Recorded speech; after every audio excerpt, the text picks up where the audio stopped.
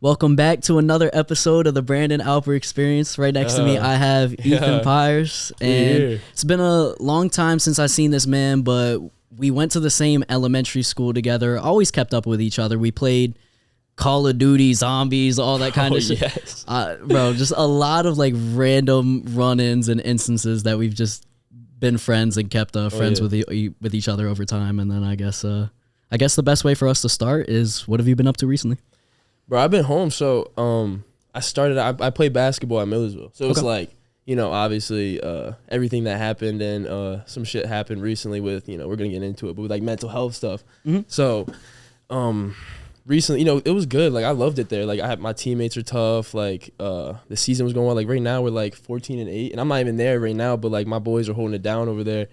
And it was a fun school because it's like 8,000 kids. And so a lot of people are like, oh, there's not a lot of like kids there. Like it's probably weird. There's nothing going on, but it's kind of cool in a way because you get to know everybody on campus, bro. So it's like, especially being an athlete on campus, you know like everybody like after the first week. So once I got my name out there, it was so fun, bro. Cause I was like going to different like house events, like my boys and I would travel in groups, like my teammates. So it was like, we had like a brotherhood there. So it was so tough. And I was upset when I had to like, kind of take that little step away, but obviously, I think like mental health had to be the priority in some stuff that happened recently. So when it happened, I kind of my parents wanted to be home around a good environment, good people and stuff like that. And honestly, it has helped a lot because, again, like I'm here with you. I'm here with like, I got my boy up on Main Street, I'm with my family every day. I get to see my sister every day, which is really cool. So, it kind of helps me be in a better environment to focus on mental health. Because at school, like, yeah, people say you can get better and stuff, but it's like,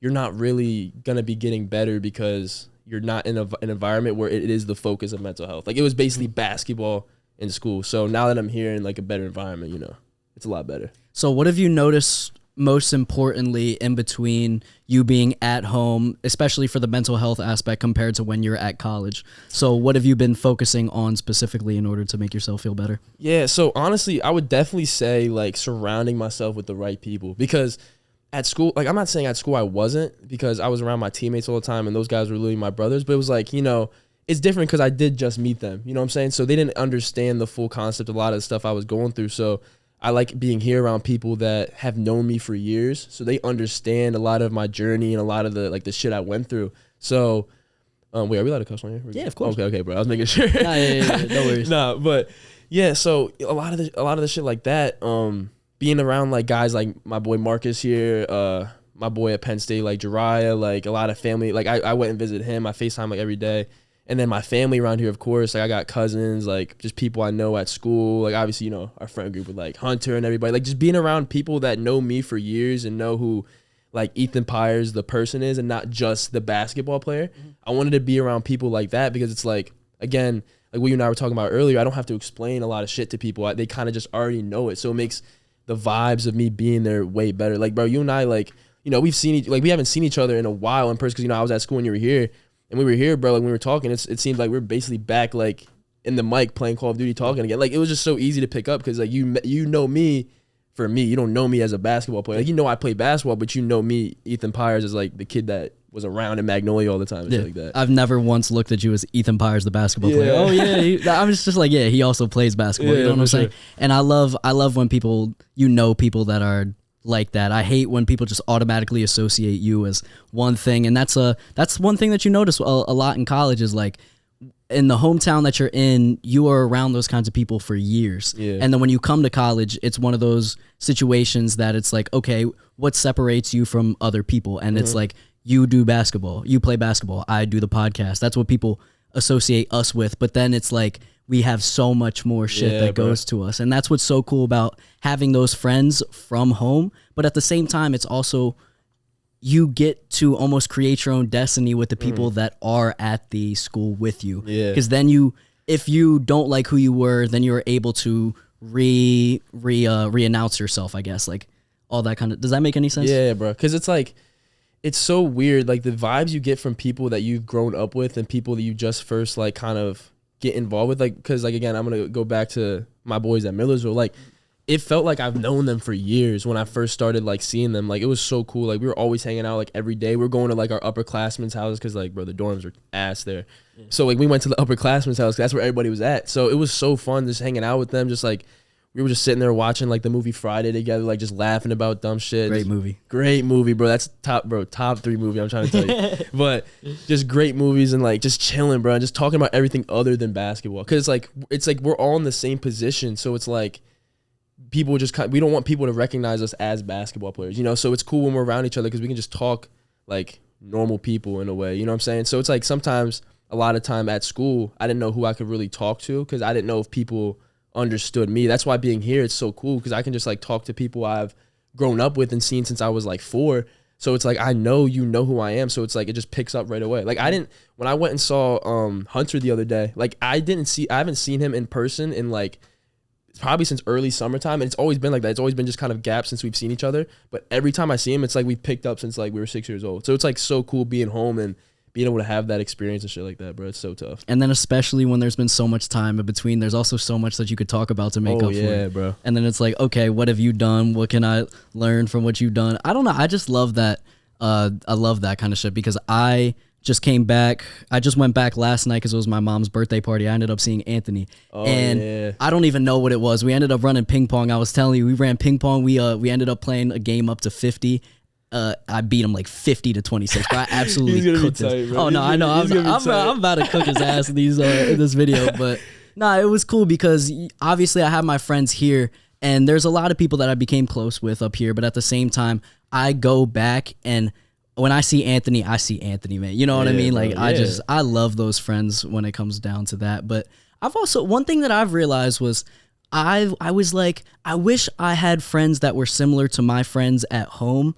But but at the same time, I don't really think about, the only reason I think of that is because I was around those people for so many years. Yeah. So there's probably a lot of people that are similar to the people that are like us at our colleges that we're at, but we just don't realize it because we haven't talked to them in the same ways and we haven't known them for so long. Especially, bro, you being here at UD, there's like, what's the population? Like 23,000 people. It's like, ridiculous. Like, bro, you haven't even met like half the school, bro. Not even close. That's what I'm saying. Like, exactly. Bro, you can literally, you still have so much time to just meet good people, bro. That's why I feel like college is good because like, obviously when I go back next year and like pick back up with ball and like go back on my team and stuff like that, I still have, there's only 8,000 kids in my school. I still haven't met everybody. I met like a good chunk because like just like the sports world and stuff like that there. But like, bro, I haven't met like a lot of people there. So I'm still like happy to go back because I still have like unfinished business to like see people, meet people, like leave my mark more. You know what I'm saying? So yeah, bro, definitely. Especially, bro, UD is crazy. Like UD is like 20. Like yeah, you got time, bro. That's just gonna be tough. The one thing that I've noticed as well with college is I was having a conversation with my dad and friends about it was. When you are in high school, you're growing up with these people that you've been around for your entire life. Yeah. But when you go to college, it's almost every single person that has their dreams are working towards those dreams. So you kind of have to find your way to separate yourself and differentiate yourself from the crowd. Yeah. Otherwise, you just feel as if you're like every other person walking down that street. Yeah, bro. And that's what I've been like really trying to work on myself because I've always had that leader mentality, but I don't mind being like a little bit of a follower in certain situations. But especially in this career, bro. Yeah, like this is so tough.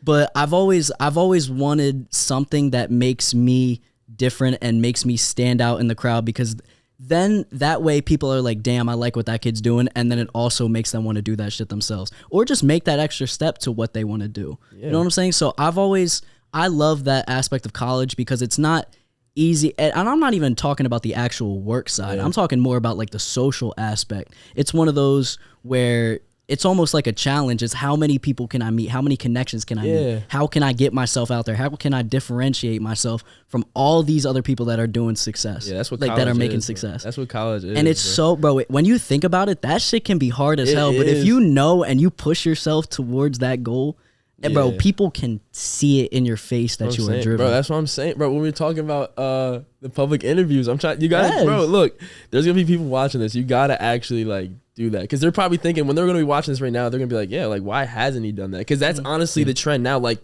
TikTok has made it normal for like those shorts and like, because bro, Instagram has them. Snapchat has them, YouTube has them. Like, bro, that's how people like blow up. Because sometimes people don't have time to like sit there and like click on a full video and watch a YouTube video, like unless you're like really into the media shit like you and I are. But a lot of times people just like go through and scroll and just be like, see something for a second, be like, oh shit. That's why people saw that. There was like a TikTok about me like the other night. People saw it so quick because they were like, it just pops up on your feed one time and you watch it, oh shit, and it's like 10 seconds. Like they'd be more eager to watch it because it's like quick and it's like something they can quickly watch. So if you get your name like in there, bro, and you start getting the views like that, bro, like then your videos like these and like your YouTube channel will blow up. But like this shit's tough, bro. Like this is the first set, like getting all this stuff. This is the part that's the hard part, honestly. Oh, exactly. And that's the best part is if you can just get somebody's attention for that split second and then you like follow up with it, bro. Oh my God, it's so easy to blow up from there. Yes. Yeah, this could be get the subscribers, get the likes, get the comments. That's what I'm saying. At that point, I'm not gonna lie, you blow up, you would have to just pack your shit up and go, bro. Yeah. You'd have to go to like LA because bro, you get so much clout out there, bro. Or like a place where like you can really just get good content from. Like LA is a good spot because you know that's the home of everything. That's where everybody is. I think that New York, like bro, nah, this shit can take off though, bro. It can be tough. Cause I was watching your shit and I was like, when I first saw your podcast, when people told me about it the first time, I was like, oh shit, like that's kind of cool. But then I didn't know it was like this official. Like you actually got all the shit and like everything. I'm like, oh, he's actually like taking those like he could actually like all you're missing is just like that one little clip of somebody seeing you for the first time and then it just like spreads because you already still get a good viewing, but it's like that. It takes that one video, like how it is for music. It takes that one song, bro. It takes that one video, and you're just gonna like blow up, bro. Like I know it's probably gonna happen, especially here, bro. Like a school like this, like a state school. Yeah, bro, you'll be straight. Oh, all you have to do is just stay driven and really put yourself out there and just not give a fuck. Yeah. That's what it all comes down to. And it's like, that's exactly why I purchased all this equipment. Yeah. I was working with top tier equipment and there was no way I was going to lower it. And I knew how driven I was. Like when I was younger, bro, when I first started these, I knew I was like, bro, I'm trying to make it big with this podcast. Yeah. And then obviously fell off here and there, but at the end of the day, like now I'm driven. I want to become successful. I want to be, and I'm going to, and I know that for a fucking fact. Bro, you just gotta keep doing that. Because honestly, the people like, obviously the raw content you get is important, and like the conversations you have are important. But it's gonna come that time where you get that one person that's like got a little bit of like that little bit of. You know, they got a little flair going. Yeah, they got some juice. They got some clout to them. So like, it takes that one video. Y'all can be talking about just bullshit the whole time, bro. Like I was saying, you can get like a 15-minute little video with them, and that shit just goes like a quick little podcast, just a quick little conversation, bro. It just bro, you just gotta run into the right people at the right time. But like, I guarantee you, bro, if you keep doing this shit, bro, it's gonna happen at some point. It's got to. I mean, it did happen a little bit earlier when I was doing the one with Gina. We had a clip that blew up. It had about 1 million views on it. I got 100-something thousand likes on it, and it started some controversy. It started some heat. I said girls only comment on other girls' posts if they don't see them as competition. Oh, and that shit, yes, bro, that shit got so much traction. Yeah, and bro. It was just enough that it was, whoa, people are going to start talking about this, but it wasn't enough to put me in a bad light, which was perfect. Yeah, you know what I'm saying? I'm not going to lie. That's actually a great point, though. Exactly. And even Gina had the, oh my God, reaction to it. So wait, so you said girls comment on other girls' posts when they are like... When they don't see them as competition, yeah. And it's like, nah, bro, like, you can't lie. Like, it's not a lie, though, because I see it happen. Yeah. Like, you know, people gassing up, because like, you'll see people that like...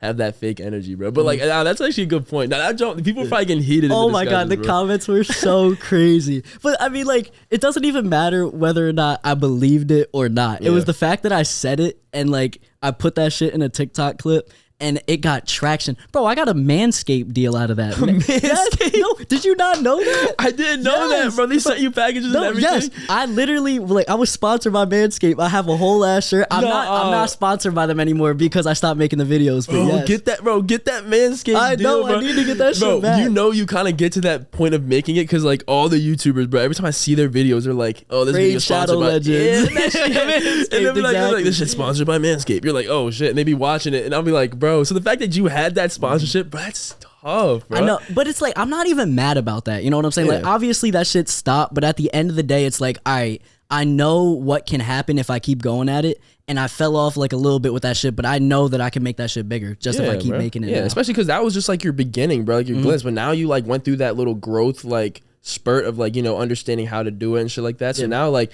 you could even see like your episodes gradually starting to get like better quality, better just conversations and shit like that, because you start to learn like what people and what certain people to like actually talk to. Because there are people on here that just want to come on here for clout and shit like that. But there's other people that just want to be like, you know, like us, into like this actual shit, but then also just like want to just have a conversation and just be around and shit like that. And that's what I love so much about it is the people, because I've had people all the time. I just had one recently, and all the respect to the girl, but she was like, Brandon, I really want to be on your podcast. And I said, what value can you bring? And she was very offended by that. And I asked her the question again. I was like, what value can you bring? And she said, I don't really know what we talk about. And I was like, there you go right there. Yeah. Like, that's why you were very persistent in asking me, and I really appreciated that, because you kept saying, well, I want to be on the podcast, but I want to talk about mental health. I want to talk about all the shit that I'm going through with college. Yeah. And when you actually said, I specifically learned a lot from this and that, and I want to discuss that, that attracts me a lot. Yeah. Because that shows me that you care enough to really get yourself out there, and like you want to spread a message, and a message of positivity. Yeah. And I love that shit so much. And I really do appreciate that. I appreciate that, bro. No, for sure. Especially because like when there's just a lot of shit you learn, especially when a boy, like a brother to me who like passed away recently, you really start to learn shit and like look to really like put perspectives in life. And like I think what I've realized, like when I was talking, we can like kind of start easing into the mental health shit, 'cause I got something to talk about. Awesome. So I was talking to my mom about it the other day, and I called her, I was like, yo mom, I think like someone who's taught it to me before, I think I'm like an empathist. Like I don't think you know what that is. It's like when you like can feel for feel for other people and stuff like that. She was like, no, I told her something else, but then she told me I was an empathist, and I was like, and she was explaining it to me, because I said, like, I would never wish, because I'm open about it, but like I battled depression, I battled all that stuff, and that's why I had to come home and just be in a good environment and get better with that. And I was talking to my mom about it, and I was saying like, I feel like I have a different, like I called it a third gear of a thought, right? Like I have an extra gear of feeling for other people. So that's why I'm so like as it's just natural for me to just like, use manners to people. Like I don't even know, like even if I'm just on the street, like I always hold doors for people. I always like reach out to people. Like I remember I was telling my mom, there was a story when I was younger, we used to spend the night, like have these cousin sleepovers at my grandfather's, right? And we all left, and we were all left, everybody left normal, and I think I was like 4 or 5. I just started crying, and my mom was like, what's wrong? And I'm like, bro, I don't want, because my grandfather he lived alone, and he was like, I said, I don't want him to be alone. Like why? Like, because I was feeling for him, because I was like, damn, what if he's like alone and doesn't have anything to go to? And that's what, like the early stage, that's why I feel like the early stages of my mental health started to come in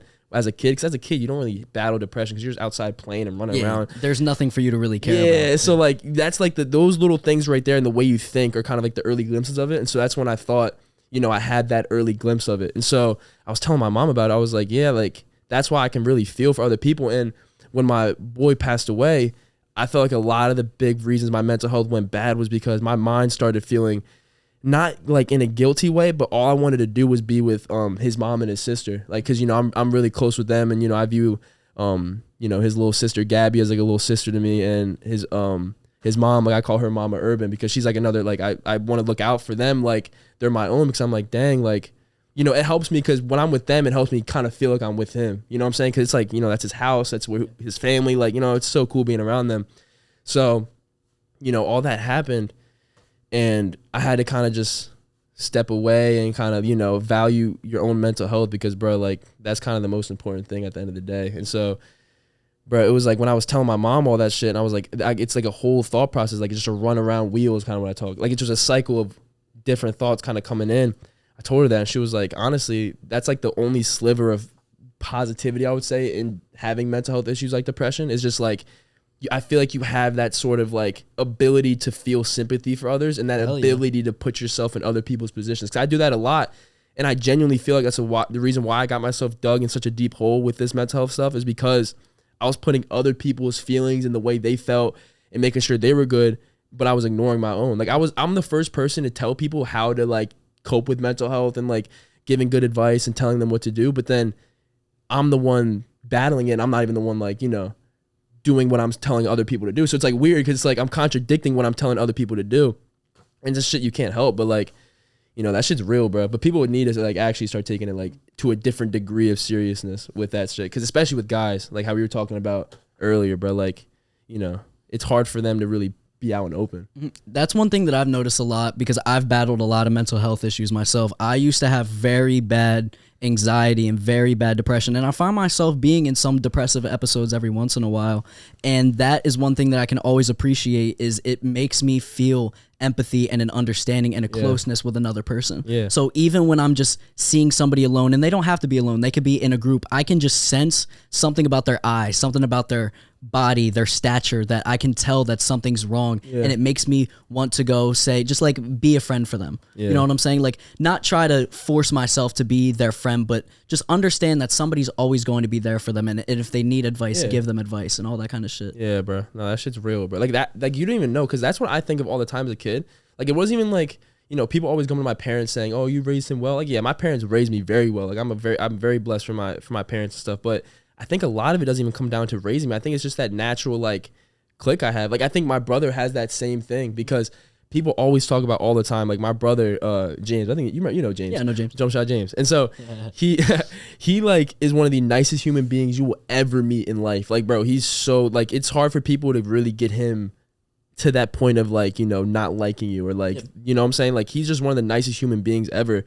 And I think he has that little extra gear of thinking where he really feels for other people. Like, my dad was telling me, so my brother lives in Florida now with his girlfriend. So my dad was telling me he was with him in Florida, and he knows like all the homeless people on his street by name, and like they all know him. Yeah, he's be fucking with all the homeless people. That's actually kind of cool and as hell. Yeah. He was telling me that he was speaking Spanish to this homeless person outside his restaurant that he works at, and my brother came out and like gave him a Coke and shit like that, and was like talking to him, and like, bro, like just little shit like that. I feel like that's why, you know, you have it too and all that. I think that's why it's also easiest for us to really like socialize with people and actually like not be like, you know, like on this podcast, like we're not awkward or like, you know, struggling to conversate. We're just like chilling, because it's like it's easy for us because we have that like perspective of other people, which I think is like actually the only like cool thing that I have when it comes to this depression shit. But everything else, bro, I would never wish it on another human being ever. Never. It's bad, bro. Because my thing is, I've always been a cycle guy. I don't know about you, but I find myself being in cycles. So one thing happens, and then I start wondering every single thing that is going wrong. So I start with one thing bad, and then it goes to this, and then the that, and then the that. And then for me, I have to realize, like, I have to find myself before I get too deep into that cycle. I have to stop myself once I get to that first or second step. I'm like, whoa, I realize I'm falling into that. And then that's when, what you said earlier, you go to those friends, you go to those people that know you so well, and you explain it to them, and then they're able to tell you, this is what you did when you were younger to get yourself out of it. Yeah. Like, all that kind of shit. And that's what I love so much about that. Yeah. And friendships and all that kind of shit. Bro, yeah. Because, like, I think the more important thing to me is what I tell my mom all the time, right? Is like, I think I keep my circle to a degree, right? Like, I'm a big person where I don't, like, I'm very social. Like, I love making people laugh, doing that stuff. You know, that's why I enjoyed like being on here, and like, you know, I love the camera shit, bro. I love all that. But the thing is, when it comes to people I'm genuinely close with, right, and close friends, it's like I really keep it very, like, I'm very picky with what I do, because you know, we have that extra thought and that extra kind of like self-defense. So, you know, if you're in my fence of like trust, bro, you're like, I would take a bullet for you. Like, I would do anything for you, bro. But then if you end up getting yourself on the outside of that fence, it's really hard for you to get really back into that. So like, that's why I tell my mom, the people that are inside my fence are people I know I genuinely, as a human being, enjoy being around. Like, I feel very comfortable. I know, like, you know, I'm not judged. I know like a lot of the shit I did. Like, when I had to make that decision to kind of step away this semester and step away from basketball just for this time being, bro, I knew people were probably going to be judging me, right? Like, I knew people were probably going to be like saying the wrong shit, saying, oh, he's weak, oh, he's doing the wrong thing. But like, in reality, I don't really care if they know, because it's like, bro, you don't know me. You know what I'm saying? You're just seeing my Instagram post. Like, you don't know who I am. So like, the people, like how you and I were talking about before, I only really care about the people in my circle's opinions. You know what I'm saying? So like, when they told me like, yo, I think this is actually a great idea. Like, some of my best friends were telling me, yo, I actually think this is a great idea, because I've been doing basketball nonstop for years. I've never had time to actually focus on me as a human being, right? And so people were telling me, like, putting in different perspectives for me. Like, a lot of my people in my circle were saying, you know, just think of it as an injury. Like, you're playing hurt right now, and people think I've been playing hurt for years, so you got to take that time to rehab. So like, them saying that and them knowing that I can just get back up on my feet and having that trust and that, like, I don't need that reassurance from them, because I know they're genuine about the shit they say. I feel like a lot of people, especially like a lot of the fake love you get, especially when my boy passed, you can kind of tell a lot of people were just like doing it because they want to like be in the mix and say they were involved. Like, that's the shit that pisses me off the most, is when people start trying to be involved too much when it's not their place to be involved. Like, paying respects, or, you know, maybe like checking in on somebody consistently, but making sure it's like genuine, not just like, you know, when you need something. Exactly. Like, yes. Stuff like that is what really makes it seem like, okay, I know, obviously it's different. Like, say if you go away for something, or if you have, like you were saying, you took a break from a lot of shit, and because of your mental health, that's a different ballgame. Because if you say that, like, yo, I just wasn't really out there, like, that's different because that's understandable. But like when people, or you see them just trying to like live this lifestyle, then ignore you for a lot of the time, and the next they hit you up randomly about something that happened. You're just like, bro, what? Like, you're not in my barrier, so why would I? You know what I'm saying? Like, obviously you're polite, but it's like, you look at it a different way. So I have a question for you, and I was thinking about this as you were speaking. What does your depression, what does your anxiety feel like for yourself? Because I would like, after you, I want to explain to you what mine feels like, but I'd like to hear what it feels like from another human first. Yeah, so like mine's very internal. So like mine is never directed towards anybody at all. And I feel bad because a lot of the issues I've had and a lot of the like things I've had to kind of reassure to people in my relationships, like I'm going to be honest, I messed up my relationship with my ex-girlfriend because of my mental health and the way I was communicating, like the lack of communication and the lack of like of me I was, you know what I'm saying? Because like when I was going through a big stage of my life of like this past summer going into my first year of college was probably the hardest of like my mental health I've had to battle up until like this right now has probably been the hardest because like I'm dealing with that and then I'm dealing with something traumatic what happened with my boy. But just that summer and stuff, like, I was still playing ball, I was grinding and stuff, but I was very like, still had that, you know what I'm saying? Like how you and I talked about it, you can be a room full of people, but still feel alone. You know what I'm saying? Yeah. So it's like, I was feeling that a lot, and mine is very internal. Like I never directed towards anybody else. Mine is very self, like, you're doing this wrong. You should be doing this. Like when I made that move to come back home and leave my teammates for a little bit and stuff, like the first thing, like I started, like it was cool, like seeing my family at first, but then once you really start to like, once I had that time to think, you know what I'm saying? I really was beating myself up because that's the kind of thought I was having was like, oh, you look too weak right now. Oh, you're, people are thinking you look soft. You have no value now because you're not playing like competitive basketball, stuff like that. You know what I'm saying? And so I was putting it like it's really very internal, like it's very self-hate. Like I can't, like it was hard for me to really accept being Ethan. I think that's what it was. Like that's the best way to put it is I was more in love and more trying to be Ethan Pires, the basketball player, to feel accepted by people rather than Ethan Pires, the human, and have the true love and the true connections with people. Yeah. I think that was definitely the situation with me. And so that's what I'm still trying to figure out is being okay with being me. You know what I'm saying? That's what I'm trying to do right now. And that's why I enjoy being around like, guys around here and people I grew up with, because it's like, that's the last time I know people have enjoyed me as a person. You know what I'm saying? So definitely internally though. Yeah. Mine is, I realized that when I was younger, I had everything that I had like wanted to. I had a lot of people that knew me, for good reason, all this kinds of shit. And when I got to college, that's when it really hit me. Like there's been other periods of time that I'll get to at some point, but that's when it really hit me was I didn't realize that when you got to college, nobody knew the old you and it was all a restart. You know what I'm saying? So I didn't realize that these people didn't know old Brandon, so all that they're meeting is this guy that's here right now. So I have to create all new connections, and I have to basically be this new person that you never met before, and I can't ride off of who I was when I was younger, who I was when I was in high school, who I was when I was in middle school. I can't ride off of that because I have to create all new connections. And it was like, and what I was telling you earlier, you joined this pool of a ton of people that are working towards big goals. For example, when it comes to Dover, there's not a lot of people in the town of Dover that are doing something very different. And for me, I was doing something different with the podcast, with all that kind of shit. But then once I got to UD, there's so many people that are working towards their goals. So many people that are joining these clubs, so many people that are joining basketball shit. It's like, I just feel like everybody else. And I did not. And my thing is, I always want to feel different because it feels like I'm bringing a change. It feels like I'm doing something good for me because I'm not just following a crowd. And it really like destroyed me not knowing that I just felt like I was just like everybody else. And that fucking killed me. That was like a shot through the heart. Like trying to feel accepted in a way. I know what you're talking about, bro. So I realized it took me fucking 3-4 semesters realistically. Like I actually have to work on what I want. I have to work to be successful, and I can't ride off of old waves. And that's what I'm doing now. And that's what I'm going to continue doing. And for me, at least, I've always, if I am driven and I work towards my goals, it's very difficult for me to sit back and be depressed for me personally, but every single person, it's different. So like what you're talking about with how it's all internal, mine is like being different from a crowd. And it's like somebody listening might be like, oh, they're not even comparable, because they're not. Everybody has their own specific challenges, and every single person has their own demons that they're going through. And when you are an empath, when you are able to listen and understand, that's what makes, in my opinion, a human a human. And I love that shit when people are open and they're willing to talk about the mistakes and depression and anxiety and all that stuff that goes through, and how they can learn from it, and how other people can learn from that in specific. So like I think that's really big, because honestly I was really thinking about while you're talking. So what I'll go to a therapist, obviously, and what I was talking to my therapist about was, so I'm really big, so I'm gonna talk about one of my like real close, like he's basically like a sibling to me. His name's Jariah. He goes to Penn State right now.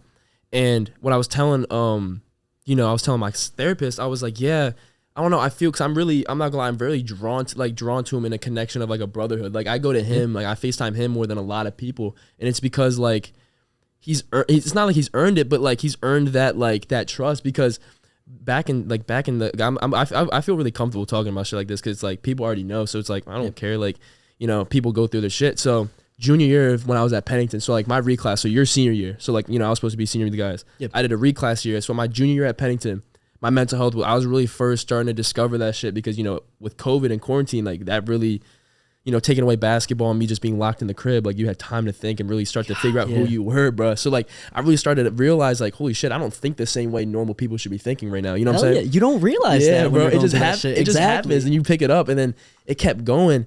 And my junior year, I was really in a dark hole. I think it wasn't as bad as I am like what happened in like December and shit, just this like recent time. But it was really bad, like to a point where, I feel open saying this, but I was really on the verge of wanting to like commit. You know what I'm saying? Like I really wanted to go through with it. And one thing is, I was talking to him about it like one night that at that time, and I was like, like I really don't, want to be here. Like I was talking really depressed in a way, you know what I'm saying? And because I felt like I didn't have anybody. And a lot of people in that time, especially even recently, like when my boy passed, like a lot of, like I was in a very dark place, and I wasn't ever really on that verge, but like I was very to myself, very like introvert, not talking to people. Like I was hurt, bro. Like, I was going through something very traumatic, and it pushed a lot of people away. Like people were very uncomfortable with me, and they were like, including like a lot of people I loved and like relationships I had with people. And it made them very uncomfortable because the way I was being, but it was like, I had no control over it. And so when I start to actually think back and realize that, you're like, that's the shit you want to avoid, because you don't want to push you don't want to push people away. Like you said, I want to be somebody that people look at and they're like, yo, he's like, he attracts people, you know what I'm saying? So when I did that, it really made me sit here and think, all right, I got to do something different to get myself better. So, medication, therapy, like this move right here, like being home and stuff. Like I had to do what I had to do. And it was like, I was telling my mom, so going back, sorry, I have like ADHD, so I keep dragging on conversations. No, it's fine. That makes an incredible conversation. So talking about my boy, so when I was going on through with that decision, like not like I was on the verge of it, and I didn't actually go through with it, obviously, because I'm here, but like I was really like tempted to it, and I was talking to him about it. I was like, bro, I just don't have any, like I don't think anybody really like values me, like I feel like I'm alone, like what would my purpose be being here, like all the thoughts, like worst thoughts you could possibly have. And instead of being scared, and instead of like going to himself, and instead of being like, oh, like let me go in this self-defense mode, I don't know how to act with this, he honestly like saved my life, because he told like my parents about it, and my parents like, didn't let me be alone, and my parents came home and shit, and like, you know what I'm saying? So yeah, I'm like very grateful for that dude, you know what I'm saying? So it's like when he did that, and it was like, so in my darkest times, in the time where I needed, like where somebody had to pull me out, like, you know what I'm saying? He was there. Like it wasn't like he went in like a lot of people do, and like this whole self-defense, oh, let me just focus on like, people that say they love you and care about you, they're quick to be like that, oh, let me just do this lifestyle I'm doing now and not really care. But that dude literally was like, nah, like you're my brother, bro. Like I wouldn't be able to be here without you, bro. And so like him giving me that value was like unmatched. Like literally, like it was like him and I are still like, he's probably like one of my, like probably my closest friend I have. Like it's like uncomparable. Like it's like brotherhood now. It's like we're basically siblings, because we like when he did that, it made us so much closer, because now I don't have like, he earned that ability to be like that trust, like, or as my dad says, like my dad loves him to death. He has walk in the crib privileges. Like he doesn't have to knock, he just walks in, you know what I'm saying? So he's like, it's so tough, and he's probably gonna watch it, somebody gonna send it to him, so he's probably hear this. he doesn't like talking about this shit. He loves like just joking and stuff. But like that's really my dude. So like a situation like that, he's earned that ability to be inside my fence and be like locked in like for life. Cause it's like, bro, you like almost saved my life at some point. You know what I'm saying? Like without him showing me that value and that, obviously, you know, my family love me and stuff, but you know, you need that extra like, okay, I actually feel valued in this world. Like he actually was like, bro, like I wouldn't be me without you. So when he did that, bro, like nobody else has ever done that in my life. Marcus has, but me and Marcus have never had a conversation like that before. But you know, he's always there for me. So he's on the same way. But I'm just saying this now because my boy Jariah, we had that conversation. And that's when I immediately knew, like, I got one locked in for life. So, like, situations like that, like what you were talking about, like, when you know people are genuinely, like what's your situation? Like, you were trying to find that new crowd and you were trying to find, like, you know, being that small fish in a huge-ass pond, like college, bro. Like, I figured out that I don't really, like, obviously I want to be out there and I want to be different, but, like, somebody like him is what matters, is what I do it for and what I'm trying to get better for because he deserves, like, to have the best version of me in his life as well. Like, just like how I have the best version of him. You know what I'm saying? So that's really my goal is I want to be the best version of myself for other people's lives. I think that's a lot of times my purpose, I got lost because, like, it was strictly basketball. Like, I still know I'm going to end up playing professionally, whether it's overseas or whatever, like, down the road. But, you know, I'm gonna get back to it when I can just enjoy the game for being fun and rather making it me and my identity.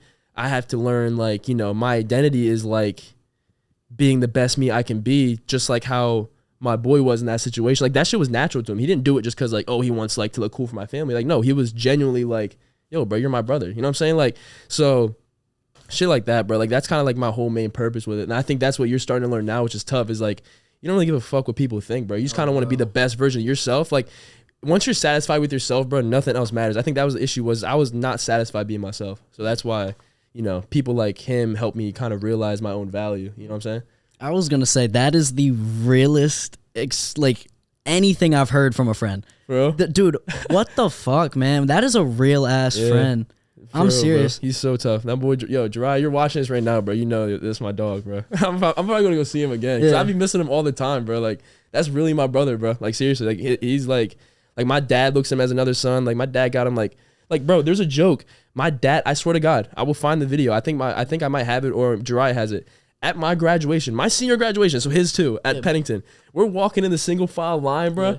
And he's like, last name is M, right? Mine is P. So we're not far off. And at a prep school, there's only 500 kids, so there's only 100 in our graduation class. So we were probably 3 kids away, right? Okay. In the line. And we're walking down the single file line, like going to our graduation spots. And my dad's over here standing up, taking a video. And he's yelling. He's like, oh, my son, yo, son, look at the camera. I thought he was talking to me. Yeah. I look up all hype as shit. Bro, he has the camera on Jariah. Hype as shit for Jariah. I'm like, bro, in the camera, he said, yo, dad, I'm right here. And he turns to, oh, my fault. What's up, son? I'm like, okay, bro, nah. But like, my family like has taken him in, just like my boy Mark is like, when they think of people like, because obviously your parents love a certain amount of your friends, right? Like, they are super like, obviously, they can come over and just have dinner whenever. Like, my sister has a couple, my brother has a couple. Like, mine are definitely like, Jariah and Marcus, just because like they've been here in that longevity and they've earned that shit to be like, you know, they're appreciative of them because they give me more shit than money, like clout, sports, like any of that combined can happen. Just like true love and brotherhood, bro. You know what I'm saying? That's why I love being around this area, because like I know guys like you, guys like Hunter, like no matter what happened, like we like me and Hunter, like again, like you and I, me and Hunter, whoever, me and Ant, we could like have not talked for 4 months, and then I see you one day and we're just like, oh shit, what the fuck? And we just like have a ass conversation, a whole hour conversation, just catching up, bro. Like that's true. Like that's what I think is how you know it's true, genuine like connection and brotherhood, is when you can do that and not be like, you know, weird about it. I think that's what's tough. Yeah. And that's what's so important about friends, is right there what you said, like somebody who actually cared about you, willing to go to your parents about that. Yeah. Because a lot of people are scared and they're afraid of what their friend will do. That guy, your friend, didn't give a fuck. And that's what's so important. He didn't give a fuck about you, but he gave a fuck about you. Like, he didn't give a fuck about you being mad. He cared about your well-being, and your well-being was something that would be very hard, which is telling your fucking parents about that. That's what I'm saying. Because he immediately, like, you know, when you think about telling your parents, you're like, shit, he's going to be mad at me. Yeah. But, you know, he didn't care about that. He was like, he knows the priority was just me and my value in my life. So that's what really made me like, damn, like, I really got a brother. You know what I'm saying? Yeah. He's tough as shit. I'm open to tell. Like, I said that to my therapist. I've talked to close people to me about it. Like, I don't care if people know that story, because, you know, there's millions of dudes in the world right now that have been attempting and like trying to do that shit, and people kind of want to shy away from it and hide it, and that's what makes the numbers go up, and that's what makes mental health like so much of like, you know, it's getting better now, I will say that, but it's such a less priority than other things that shouldn't have that much priority. You know what I'm saying? So, you know, me being open with like I've always wanted to kind of be somebody that's open, because, you know, you and I always said like we have no issues being social with people. Like we're very social people. Yeah. So I've always wanted to be, you know, somebody that could lead and like show people like, yo, you don't have to like show other guys, like especially in that college state, in that situation, like, bro, you don't have to hide this shit and battle this shit, because that's how a lot of the suicides happen. Like people think they can only hold it internally, but when you're really out with that shit and people start to realize like you honestly just become more realer. Like people think like, oh shit, like he's just a human being. Like I think that's what people started to realize when I actually made that post on Instagram, like me having to step away from ball for a little bit because my mental health was really bad, you know, just want to get back to me. I think that's when people kind of started to realize like, oh shit, he's a human being. Like it's not just about like basketball. He's so willing to step away from something he's put his whole life into to make sure he's better, you know, obviously for those he loves in his life and stuff like that. Because, you know, I'm tired of having like accidentally pushing people away. You know what I'm saying? Because that shit sucks, because you don't even know you're doing it. But then people just like say it and you're like, fuck, bro. Like I didn't even mean to do that. Like there's so many times I've accidentally like lashed out at somebody, or I've ignored somebody, or I haven't like texted back, or I haven't communicated, and they're thinking like I'm blowing them off. But in genuine, like being genuine, it's like I'm not even meaning to do it. Like I don't even know what happens. It's just like, that's why I want to stop doing that, because I want to be able to like, you know, show the people in my life like that I genuinely care about, that like my love is like legit. You know what I'm saying? So when I was, I'd say junior year, senior year, I was going through a very rough time, because I was with a girl at one point, and all respect to her, but it was a relationship that I shouldn't have been in. Yeah. And I was too much, I was too low on myself to stand up for myself and understand that I needed to get out of that relationship. Yeah. So I just kept doing and saying things that I was hoping that she would break up with me for. But I wasn't willing to stand up for myself. And that was what was so rough for me. I was not willing to stand up for myself. And I just stayed for way too long. And I just became this very sensitive, like hypersensitive. Anything that you said to me would destroy me, or like I would take it too seriously and I wasn't able to take a joke, all that kind of shit. And I don't equate any of that to her. Yeah. That was all on me. It was just because it was a bad situation for me to be in, and it was just rough, and I just shouldn't have been in it regardless. But all of my friends, I pushed all of my friends away. Yeah. Like all of my female friends, I felt like I wasn't able to have any female friends at that time. Yeah. All of my guy friends, the way we joked, if they joked about that with me, I would just take it too seriously and I would try to correct them or whatever it was. And I wasn't even myself anymore. Yeah. It was disgusting. When I would look at myself in the mirror, I wouldn't even see Brandon Alper. Like I would just see this fucking like tiny ass human being. Like I didn't even know who I was at that point. So I'm going through that shit, and then I lost like so many of my guy friends, but I finally got out of the situation that I was in, and it took me a while to get out of it. It took me to like finish senior year, really recognize who I was as a person, look at myself in the mirror, and become more comfortable with who I was. And then luckily I had those friends that entire time. Like I had a couple friends that stayed with me that entire time. Anthony's number one, Ryan's number one, Jeremy's number one, like all of those guys right there, no matter what I said, no matter what I said, they'd be like, Brandon, bro, like, come on, dude, or just whatever it was. And they grounded me, and they helped me get back to where I am today. And I like have to say thank you, and I have to say I love you. Like I love you to them for that shit. Now, like, little shout out to my boy Ryan, though, 'cause I'm not gonna lie, because dead ass, he's always one of the first people that texts me when he sees my post or just asking how I'm doing. Like he's like in the summer, if he asks him home and stuff like that, like you can tell, bro, he's a genuine ass dude. And people like that is who you need to keep. Ant too, bro. Ant's one of those dudes too, like all of them. And you know, I've obviously grown close to Jeremy as of late because, you know, we went to different high schools, but I've always super close to them because we always used to like be on Call of Duty Zombies all the time, so it was so tough. But I gotta reset the camera because it stops at 45, so just give me 1 second. Are you good? Yeah, the camera stops at 45 because it's a mirrorless camera, and if it's a mirrorless or like DSLR, then it stops at 45. I could buy like a more expensive camera that just keeps on going, but bro, I already spent 800 or something on this camera. Bro, I don't care enough about standing up. You're just gonna have to deal with that for as long as that. Exactly. I don't care, bro. So, but yeah, back to what I was saying.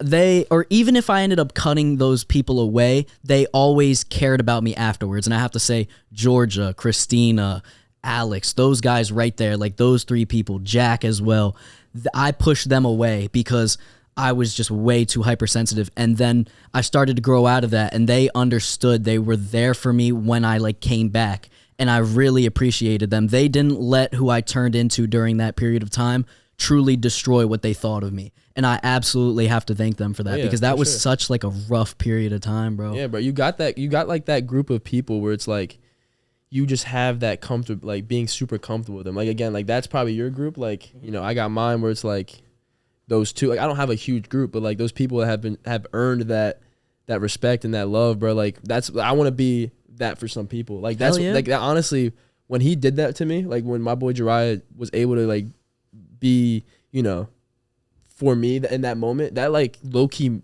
motivated me and inspired me in a way, because it was like on some real shit. Like, it sounds corny, but it was like, you know, I want to be able to be that for somebody else. And that's why I had to take the steps I had to right now, because obviously nobody wants to take that road, because people would not want to leave a college basketball team to focus on mental health, because, bro, you get so much clout from being on a sports basketball team like that. Yeah, like, all the girls, everybody's on you, like, you know what I'm saying? Like, but that wasn't the priority to me. My priority is the people in my circle and the people I accidentally pushed away. Like I told you, like my ex-girlfriend, like I don't want to have to go through that again. Like I don't have to accidentally hurt somebody because of something I couldn't control. You know what I'm saying? And, you know, it's just some shit you have to reflect on. And like, I think you're really good at it, because I'm not gonna lie, I've talked to a lot of people that have mental health issues, and I think, like, you know, to an extent, and I think it's, you know, cool that you're saying what you're saying, because, you know, I feel like in this situation, you and I think kind of similar, because I think a lot of people look at it as if, like, you know, they want to use it as an excuse or as a ledge to get up over people. But like mine is like, bro,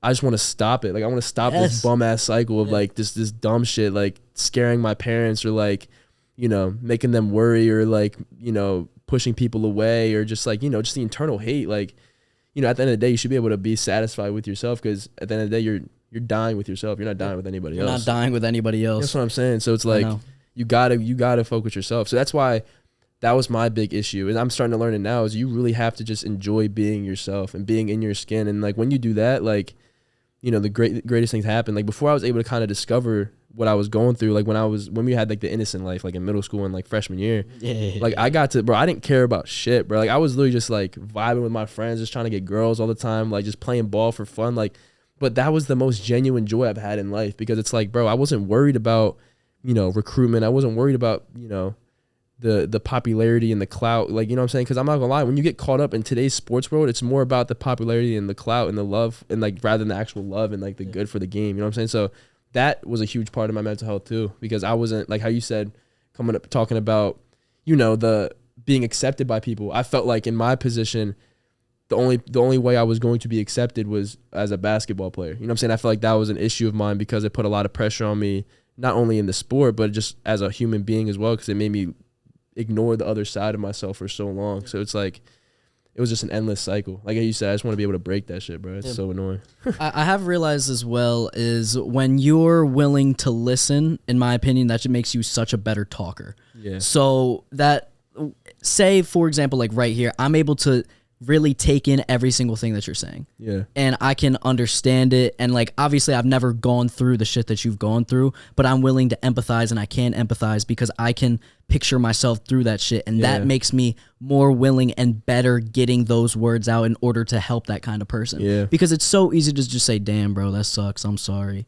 But like, if you actually hear them out and put yourself in that situation, that makes you better and that makes you better at speaking, that makes you better at becoming a friend, that makes you better at getting a girlfriend, that makes you better at life if you are able to actually create a connection with another person. Oh yeah, right there. Yeah, and I just and I really do believe you have to have you have to have your friends. You have to understand, even if you're out at college, you have a phone. You can call, you can text. If you have something that's going wrong, call your mom, call your dad, call your sister, whoever that is that you go through. Don't think that you're chilling in your bed or you're chilling in whatever, you're chilling in the library and you're like hurting. Bro, call somebody. if they love you, like if you love them, bro, I promise you, if you believe that they love you, they more than likely do. Just give it a call, man. Give it a try. Bro, that's like one thing I'm like super blessed with too, is like I feel like I'm very close with like my siblings. So like I have 2 blood siblings, obviously, you know, James and Claire, right? I'm the youngest of those 2. So my whole life I grew up being the baby and all that. And they were obviously I was like, you know, it's really close in age. Like my brother's about to be 23 in May.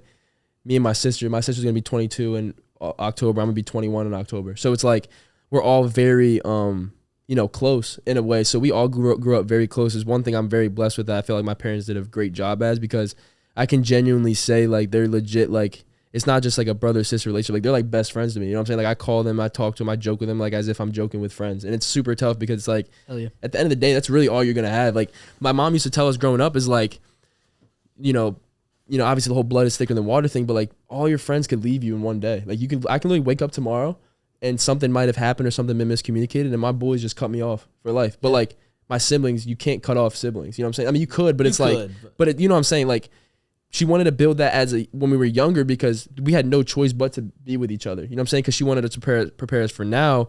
Because now it's like, we always want to be around each other. We love being around each other because we were so used to it when we were younger. And so that's what she used to tell us when we were younger, because when we were in elementary school, she was like, you know, your friend group could leave you the next day, but you have to come home to your siblings every single day and still see them. Like regardless, like they're always going to be there. So like that I feel like really teaches you at an early age to really, you know, put the ones that you really care about for. So I feel like that's what my mom did a really good job of, because one, obviously my siblings, I go to them for like everything a lot of the time. You know what I'm saying? My sister, she jokes a lot because she's like another mom to me. Like she pays for my meals a lot and she'll like slide me gas money if people can't. Or, you know, before I was like, you know, when I was at school, you know, a broke college student, I was playing basketball. I didn't have a job. So I was like, there'd be times when the dining hall would be closed on some bullshit and I'd be like, damn, I need a snack. And my sister would send me bread and I'd be like, bro, she's so tough. But she'd be like telling everybody that she'd be momming me around. Yeah.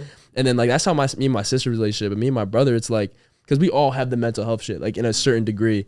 And my brother's so wise, bro, with all that shit. Like he's so cool. Like him and I will literally sit there in the whip, driving somewhere. Like that's one of my favorite things to do is like when him and I are just on road trips together, you know, just the conversations him and I have, bro. Like he's like, when him going through, because me being younger, you know, he's my older brother. So like I idolized him. Like I wanted to be everything he wanted to do. Like honestly, if I'm being real, without him, I wouldn't have played basketball. I wouldn't have not gotten into basketball because he's the one who used to bust my ass in the driveway and do shit like that. So, you know, watching him go through his mental health shit and him being, because right now, bro, he's living in his best mental life ever. And I'm so happy for him, bro. He's out in Florida living, like gets to walk everywhere, warm ass weather every day. Like, bro is living good, bro. And I'm so happy for him because he deserves that shit. Because, you know, that's what's kind of inspiring me. Like, you know, if my brother could go through really dark times in his life and still go through with what he did and he still found some sort of, not obviously it's not his ending, but some sort of happy, like, you know, life and some sort of like joy in his life, then I can find that too. And, you know, the one thing that separates obviously is like me being a college athlete, but I feel like,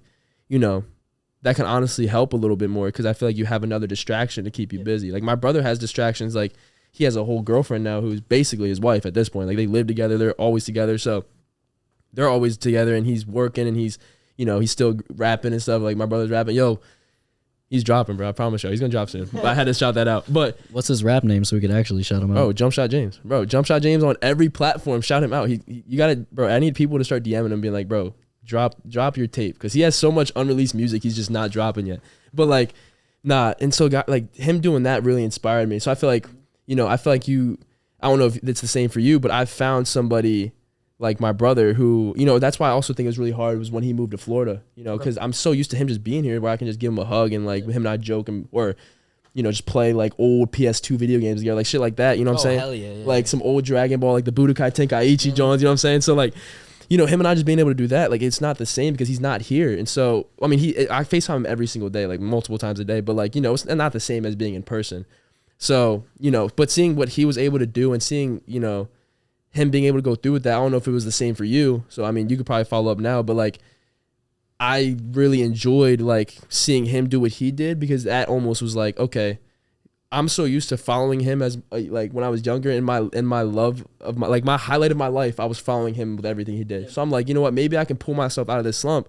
If I saw what he did and being able to get himself out of that, me following that too and doing like, keep riding it out with him to see how far I can go. You know what I'm saying? So, you know, following him to this point, he's basically taught me everything. Cause like when my parents divorced on some like real shit, like we were with my mom a lot of the time. So he really like was a father, like not a father figure, but he was the one who taught me how to like talk to girls. Like he was the one who taught me how to like, you know, tie a tie. He was the one who taught me about like sex and all that shit. Like he was that to me. And so like that's why like he was my guy who kind of helped me realize I needed to get that help. You know what I'm saying? And I needed to be able to do what he was able to do. You know what I'm saying? I don't know if it was the same for you or not, but. So when I was growing up, my brother and I, we were never really close. I always looked up to him. Every single time that he had him and his friends over, I always was trying to sit down with them and watch the game or watch them play the game, like all that kind of shit.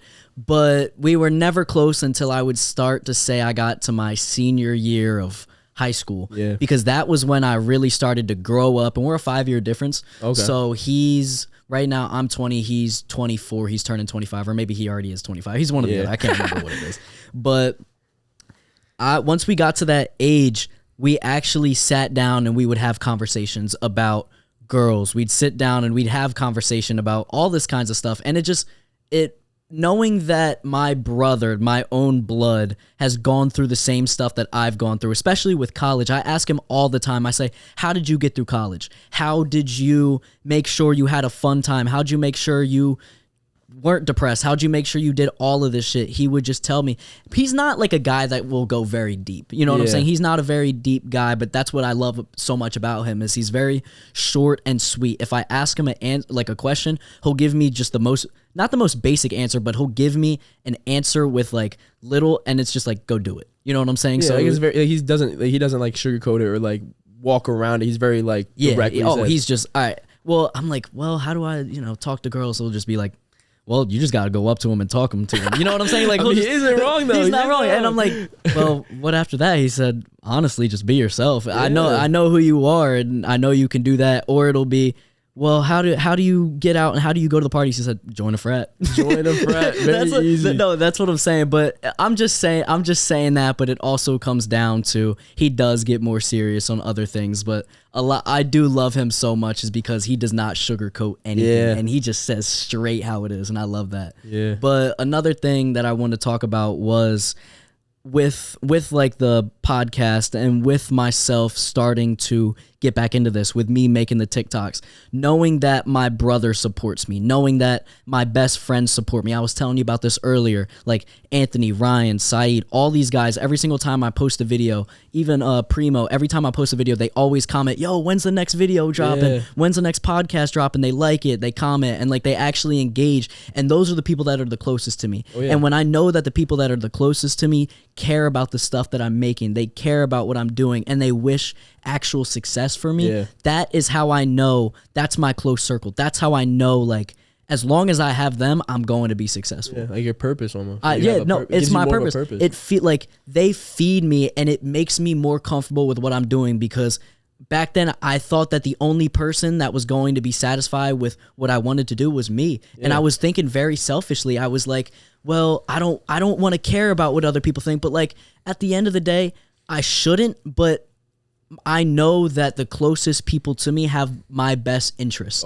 So they're going to say straight up if it's bad, but they're also they're going to be like, okay, this is bad. This is good. They're not going to lie to you. No, they're not going to lie to me, but they're also going to say, if you truly do believe that this is the good thing for you to do, I'm not going to knock it. I just believe that this might be better. And I love when people can just tell me straight how it is. I hate when people lie to you. I hate when people sugarcoat that kind of shit. And just knowing that people actually care about you means so much to me, and that's the main reason on why I got back into this. And because I'm actually working on my dreams, and I know that people want me to reach it.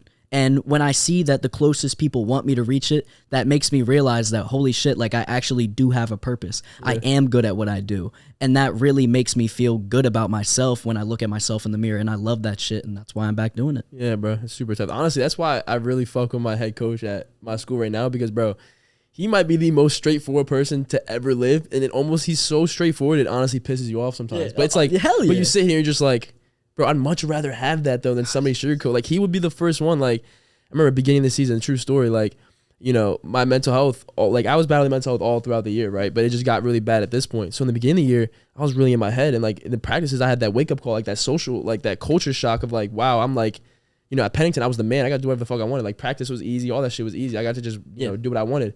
But there, you're the freshman, and like there's 5th-year seniors and there's grown men there, so you really gotta like lock in on this certain shit. So like, you know, I remember in one of our meetings, it was like he did like an early season depth chart, right? And out of 15 players, we were talking, and you know, he pulls me in the office. And he's like, "Yo," he said, we were just having a meeting because he was meeting with everybody. And he was saying like, because he was telling everybody their depth position.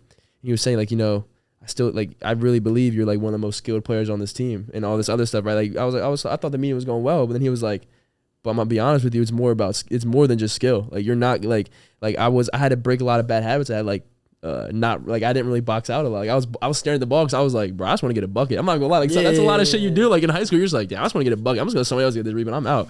Or you know, my defense wasn't as like a little bit of a flaw. So like he would tell me straight up, like, yo, out of 15 people, or like I think it was 15 kids, he was like, you're number 12 right now. And I was like, I'm looking at him, I'm like, in my head, I'm thinking, damn, number 12. Like, bro, I had D1 offers before, and then now I'm at a D2, and it's like, this was early on in the season though. Like, this was like my beginning of the growth spurt, like growing up, right?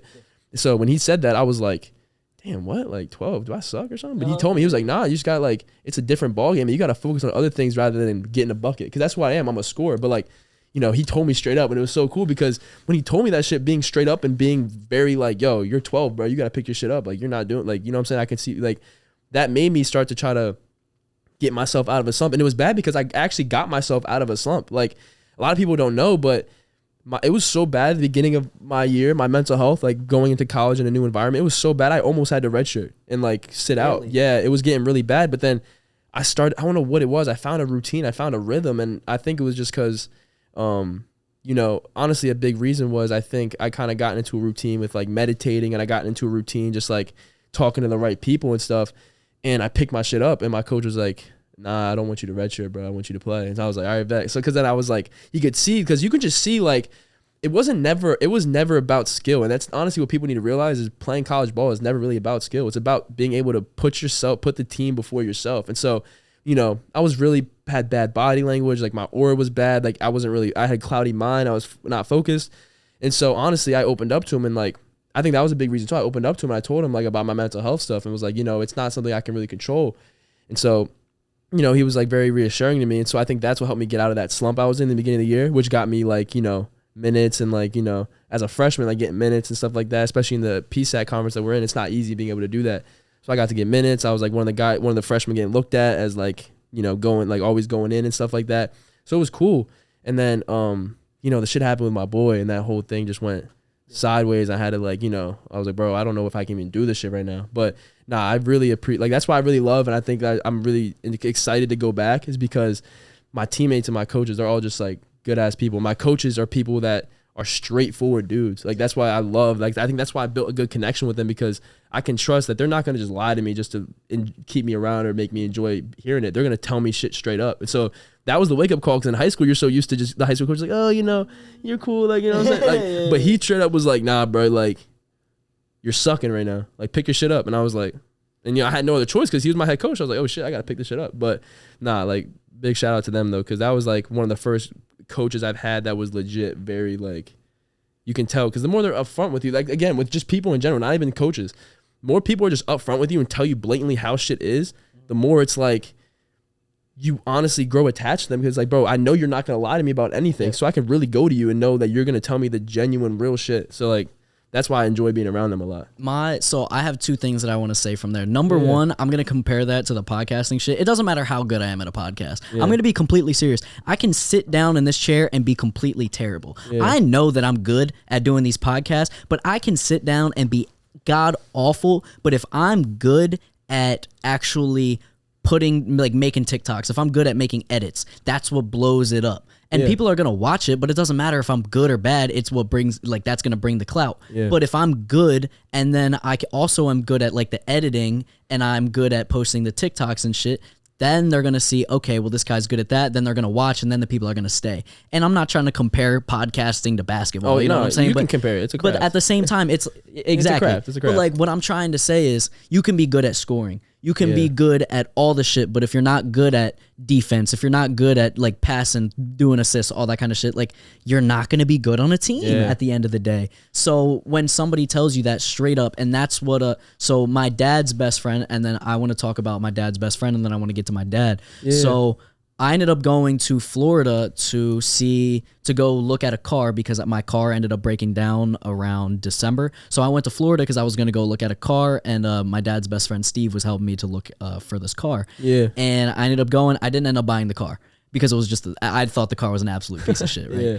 But I love this man to death because we would sit down and he would always joke with me. He'd be like, all right, well, I'm going to force you to listen to me speak for the next hour and a half, 2 hours. And this man just keeps talking and talking and talking. And I love it because he's like a 65-year-old dude who just has a ton of wisdom. And he's trying stories to, and shit, yeah. And he's just telling me all these stories. He jokes around with stuff that I tell him. And it's just awesome. Like I loved being with him. It was funny as shit. So I remember we were driving and he was like, he always tells me stuff that he wants me to do with the podcast. He's like, well, I think that you should make like a Brandon Alper experience. And this is the 26th or 27th. So he gave you the name? No, no, but he was saying, since you use that as your name, you want to try and make this an experience. He'll be like, well, I think that you should do this as the backdrop. I think that you should do this. And he's telling me all this stuff. And he was like, however, and then he was like, okay, well, this is how I'm going to critique you. And then he'll critique me and he'll be straight up. He said, I really like the way that the way that you speak, but I also need you to say a little bit more controversial things so you can get more views. That's what he was saying. He was like, I need you to say more controversial things because you're staying a little safe. And I was like, thank you. Like, that's what I want to fucking hear. Like that shit with Gina, bro. That was that was a good ass thing, bro. That's so he told me this shit and I'm like, bro, there we go. Like now I'm going to start bringing some heat. You know what I'm saying? When I'm having conversations. You want me to say some controversial shit real quick for some views? Wait, hold on. Give me a second. But I'll get to it. So then I was talking to my dad, and what I'm bringing up my dad was, he's the person who knows me so well. Yeah. So I'll go to him and I'll talk to him about shit that's going on, and he's so funny because I will be like ranting for an hour about the shit that's going on in my life, and I'll create the own answer to my problem. And he just like, he asks me the right questions, and I'll just be like talking and talking and talking, and he'll be like, Brandon, repeat what you just said.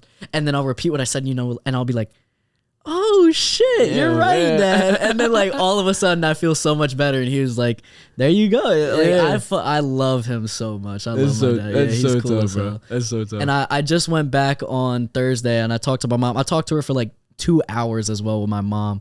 And I was talking to her like all about the shit with college, and I was like, well, now I want to join a fraternity. Just all the shit that I was telling you. I was like, I want to join a fraternity. I want to join a club. I want to do all this stuff because that's the best way for me to truly market myself. Yeah. That's the best way for me to make these connections. And she was telling me that. She was like, why haven't you done this yet? Why haven't you done that? And I'm like, this is why I'm talking to you, because I know you have my best interest, and I love that shit. Like, I fucking love my parents, man. Bro, so yeah, bro, for sure. But yeah, you want me to say? Yeah, controversial. Bring it on. All right, I'm about to say it, bro. Nah, it's nothing deep though. It's music shit. All right. Oh, okay. Let me. So we can hear people. We want people's opinions. If you make this like a short, if you post it on TikTok, bro. Let's hear it.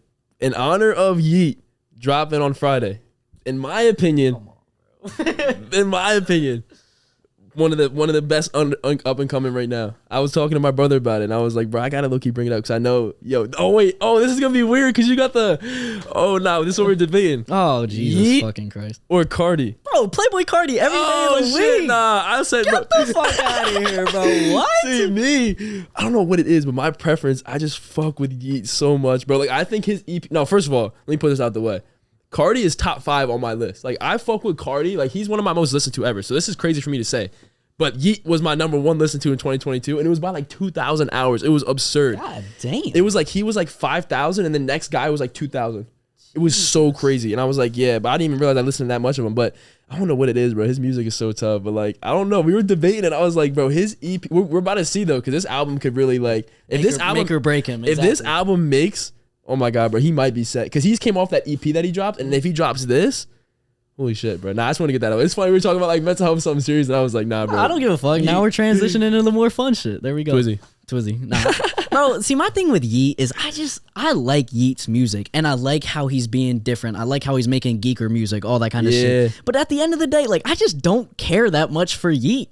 and like, Carti made Yeat, bro. Carti made Yeat. Nah. Yes, he did. I would say, are you talking about like made his style? Or are you talking about like made it? Okay, it's very similar styles. There would be no Yeat without Playboi. Oh yeah, Carti. no, there's definitely, Carti has definitely started a trend of a style. And that's one thing I feel like people take away from Carti a lot. And I think Carti, honestly, people think like he just does the what and that shit like that. Yeah, like that stuff. Yeah. But in reality, it's like, bro, you know how hard that shit is to actually make a song like that? Like, people couldn't do what he did. No. Like, not even close. Like, how like, bro, like his whole self-named album, his first thing he dropped, bro, that was literally art. Like, everything on there was like, bro, Half and Half is one of my favorite songs ever. It's just because this one I popped the song up. Like, you got that certain flow to it. And he's like, Glocky in the back. Like, bro, all that shit is just so tough. And I feel like that's what, honestly, like, yeah, similar. I think Yeat is a very similar to Carti when it comes to like looking up on that new like rock star like kind of auto-tune geek kind of like, you know, music, which honestly I would say that's one thing people could say is like Carti did inspire him, because I'm not gonna lie, an idiot would say he didn't inspire him, because I think he would probably honestly say that to himself. So like people take that away, because honestly I think Yeat's shit is too like, bro, it's so hard to make music like that. Like, people think just throw auto-tune on and you sound like it, but like, nah, bro, like making the flows, like the high pitch auto, like all that shit is just a craft. Just like how much this is a craft, bro, that shit is a craft still, even if it is auto-tune. Like, just like Uzi, bro.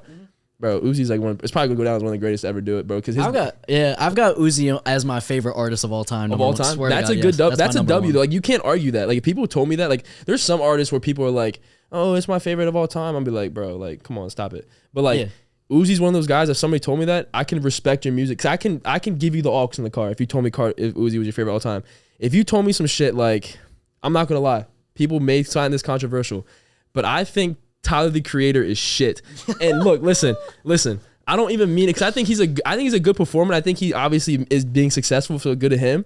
But like, if somebody ever told me, it was like, bro, I was like, who's your favorite artist right now? Or who's your go-to? Oh, I listen to Tyler the Creator. Bro, no, you're not getting my aux cord, and I will be keeping that shit, and you will be listening to my music. That I will be agreeing with. If you say Tyler the Creator is your favorite artist, get out of my car. Yeah, bro. I'm like, bro, just go. Honestly, at this point, like, I can even rock.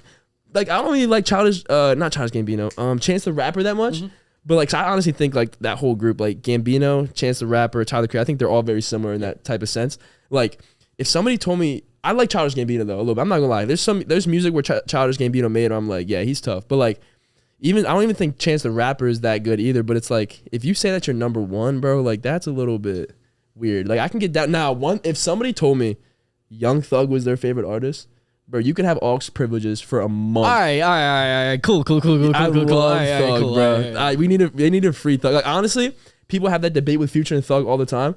I'm much more of a Thug guy. I think it is by far Thug. I love Thug. I think Thug is one of the greatest artists of our generation. Yes. He has, bro. YSL is one of the most successful record. Well, I mean, with everything that happened, but still, it was one of the most successful record labels in the game. Like, it was over 4PF, it was over Drake's, it was over all of them. Like, bro, they had Lil Keed, Gunna, like, bro, what? Like, Lil Got It. Lil Got It is tough, bro. Wow. Like, nah, actually, because I fell in love with Keed heavy, bro. Like, Keed was my guy. Lil Keed was, peace. Yeah, no, actually, like, Lil Keed was super tough, bro. Like, I still listen to his music. Yeah, all the time. And but Thug, bro, that one hit deep when he's about to be locked up for a minute. Cause I'm like, bro, Thug is like, I fuck with Future. But Future's very getting much like I think Drake can go down as probably, people can argue he's the greatest artist of all time just because like the numbers he does. But I can't really listen to him as much anymore because he's so overplayed, bro. Like, I can't listen to his music that much, except for Her Loss. I absolutely love that album. But I'm not gonna lie, I have respect for him though. Like, I know he's like a GOAT of his generation, but I love listening to old Drake. I think More Life was one of the best albums he's ever made. I love that album so much. I listen to it still. But like, I think Future's kind of starting to get to that point where it's like, I love his old music, but some of his new music starts to get overplayed a lot, and so you can't really enjoy it. But that's why I love listening to guys like Carti and like Yeat, because they have a good enough fan base where it's like, it's not gonna be crazy like out in the open public like kids bop type music, but it's good enough music where it's like that shit would be jumping at a concert. Like, bro, this concert I'm about to go to for Yeat is probably gonna be one of the greatest nights. Me and my boy Isaiah are going, but shout out Zay. Bro, if we go to when we go to this concert, it'll probably be one of the greatest nights of my life, bro. It's gonna be so tough. So Future had my favorite album of the year. I think he deserved album of the year last year. I thought Midster, Mid-Al, and the Mid-Steppers like did not fucking deserve that Grammy. That shit was ass. Nobody listens to that. I Never Liked You was my favorite album of the year easily last year. And I still have that album on repeat. I love Gold Stacks. I love I'm That. I Can't Say the Last Word. I love For a Nut, 7:12 p.m. Every single song on that album. Holy Ghost. There's a few, I mean, Wait For You, obviously. Oh, yeah. Every single song on that album, if I throw it straight forward, if I throw it on shuffle, I'm happy. I'm sitting down and I can lay it in my bed for the next hour and 15 minutes and know that I'm going to be like satisfied. There's not a single skip on that album. I really love Baby's album, bro. like the John he just dropped. Was it 2022 or did he drop it 2023? Was it like early 2022? Wait, it's Only Me? I think so. I'm gonna check real quick. Actually. I think that dropped 2022. I actually like that album. The first one was Real Spiel. I like that one. Yeah, that album. There was the second song on that is really good too. I can't remember. Oh, I know what it is. I know what you're talking. It's like no.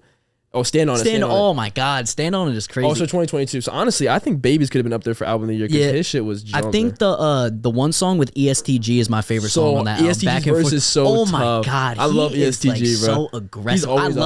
I love his music too, bro. If people haven't heard the song Capital One by ESTG, listen to that shit, bro. That he actually runs that John. Like I can talk music for so long because honestly, we can talk about the goats that passed too. Because I'm one of those guys on that side of Lil Peep being that artist where people either fuck with him or they don't fuck with him. I fucked with him because I watched his documentary and talking about mental health stuff, bro. He's somebody that when you listen to his music, you really are like you actually listen to the lyrics, like holy shit, like he's actually speaking real shit right now. So I actually respect, like obviously like it's uncomfortable sometimes to listen to like his sound because it sounds like that emo rock. So not a lot of people like it, but but like a lot of people, like the more you listen to him and the more you really start to like listen to them certain songs, you're like, dude, this dude's talented, bro. I'm not even gonna lie to you. I have been on a Lil Peep wave, and I'm so glad you brought that up because for the past 3 days I've been listening to Lil Peep. He's so tough. I love him and Tracy together. Have you seen his documentary? I have not watched his documentary. You have, bro. I will actually watch that. It's a top 3 documentary I've ever seen in my life. Really? It's so, especially if you really fuck with Lil Peep, and especially how you and I just had that conversation about mental health. Yeah. You would love that documentary, bro. It's so tough. Because I've been listening to White Wine, I've been listening to White Tea, I've been listening to Witchblades, I've been listening to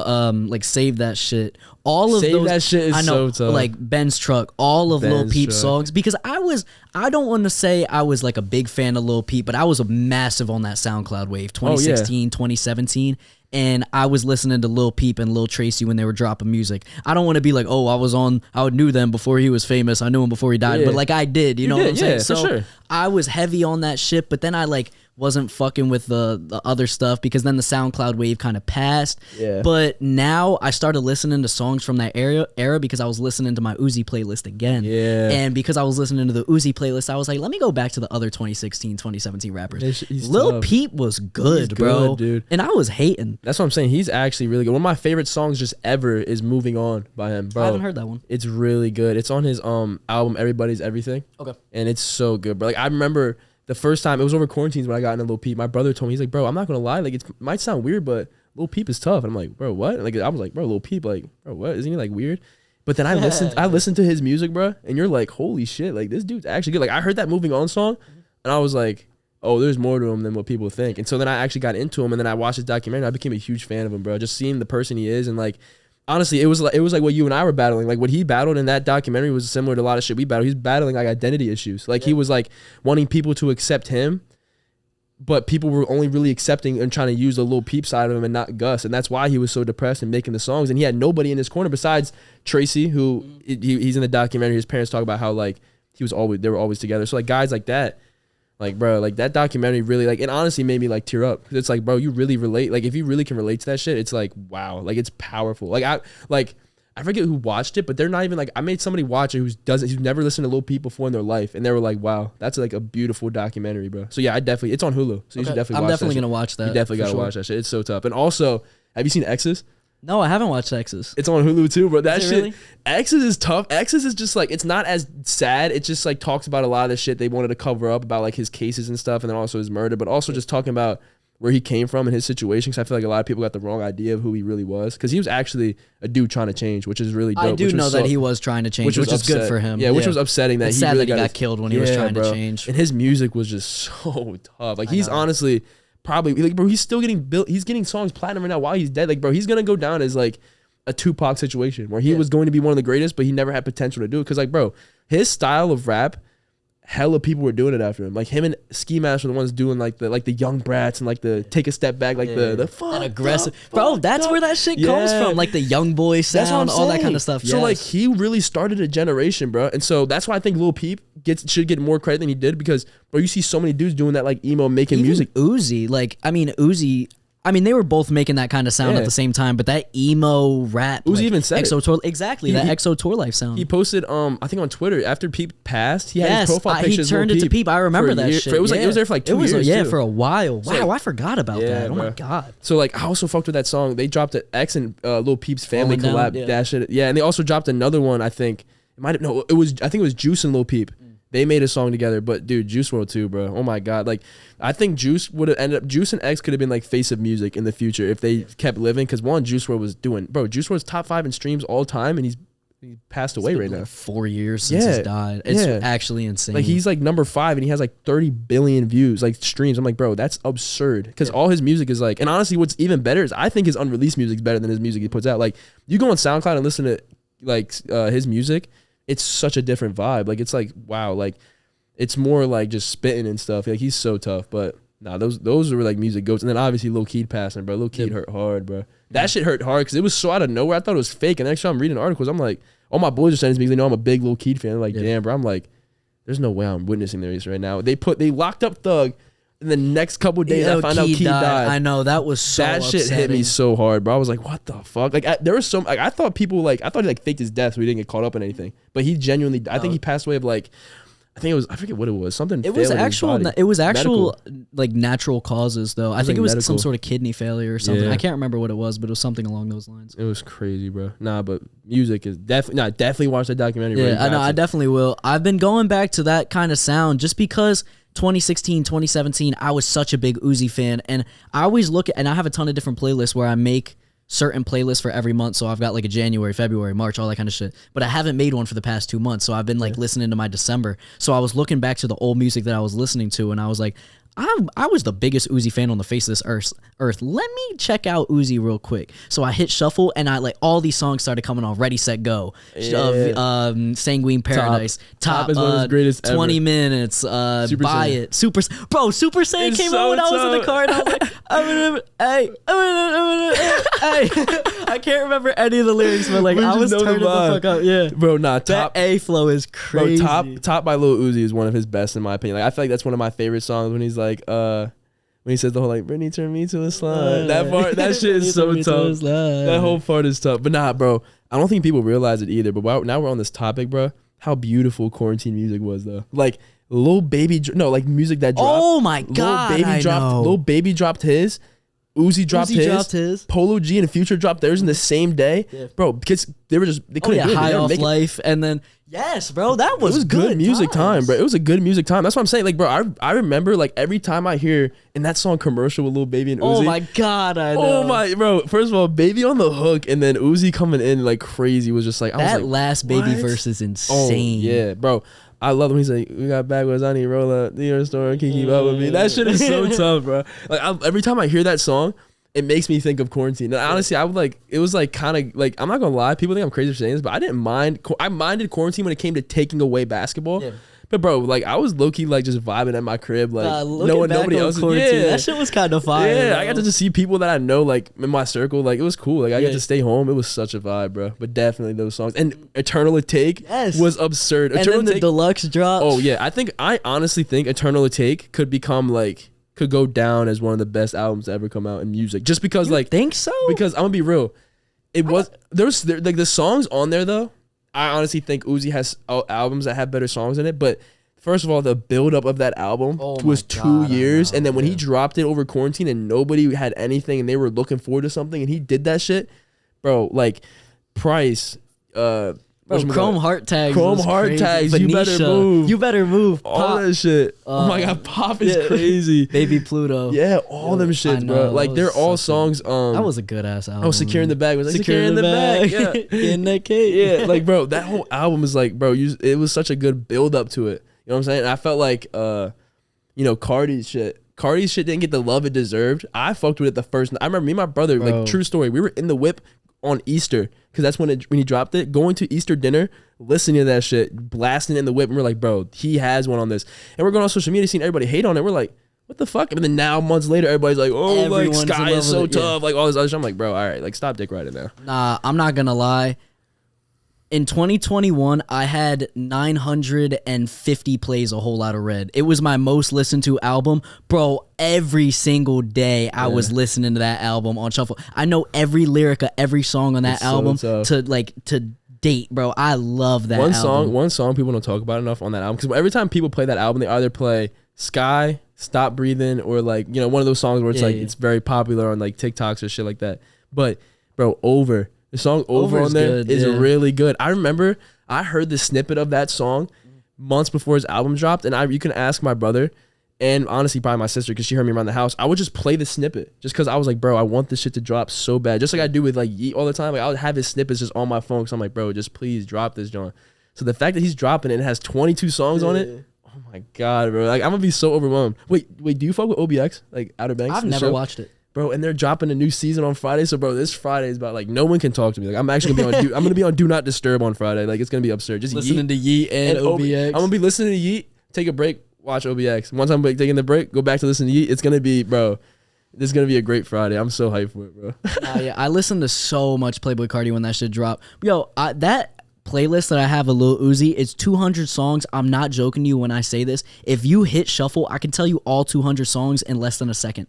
Are you serious? Bro, it's bad. I hate doing that shit. Like, I'm not good on the spot to remember songs at all. Like, people like be like I remember I was talking to my teammate, and I was like, he was like, you fuck with 42 Doug? I was like, I have a whole playlist. I'm like, bro, I love 42 really? Doug. He's so tough. Yeah, I love Doug, bro. And he was like, all right, name 5 songs. I'm sitting here like this, confused as shit. I'm like, why can't I think of any? But then, like, as soon as the question was done, I was able to name them. Just like Palm Angels in the Sky, About 40, Free Dirt, like all these songs. Like, I was like, oh, I was able to just name them all. Like, and then I was like, bro, fuck, I hate doing this. So the fact you're able to do that, bro, you means you really be cranking Uzi, bro. I'm telling you, I know all the lyrics to those songs. It's just like, sometimes I forget the name. Bro, people will play like his biggest songs, and then I'll be like, what's the name to that? And they're like, it's his biggest song. I'm like, bro, I have no clue. Like, someone play EXO Tour Life, and I was sitting there, I'm like, God, what's the name of this? Swear to God. Yeah, I was singing every lyric. That's probably that, bro. What do you think is his biggest song? You think that's still his biggest song? His biggest song? Because I'm not gonna lie, Just Wanna Rock is getting up there. It's everywhere right now.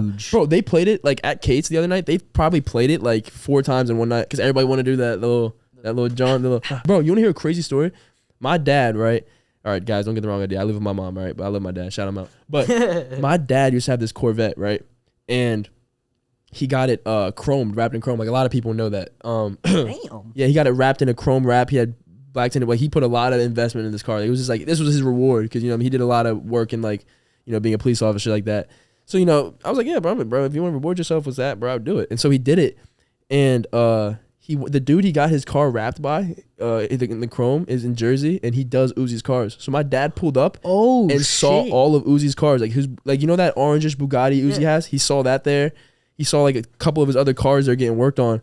And so my brother, keep talking. My brother, I think he has like I forget, he has like some sort of like picture. I gotta ask him for or something, but he saw like pictures of like Uzi's cars and stuff like that. I thought that was so dope. I'm like, bro, imagine you just pull up and you see Uzi's cars there. Like, bro, you gotta flick up with them. Like, I think you just have to, like, for the fun of it. Like, bro, it's Uzi's cars right there. He's got the anime ones on the side. Oh my God, bro, that's dude, those, so I know, those are so hard. He's got a Sailor Moon one too, I'm pretty sure. Do you fuck with anime?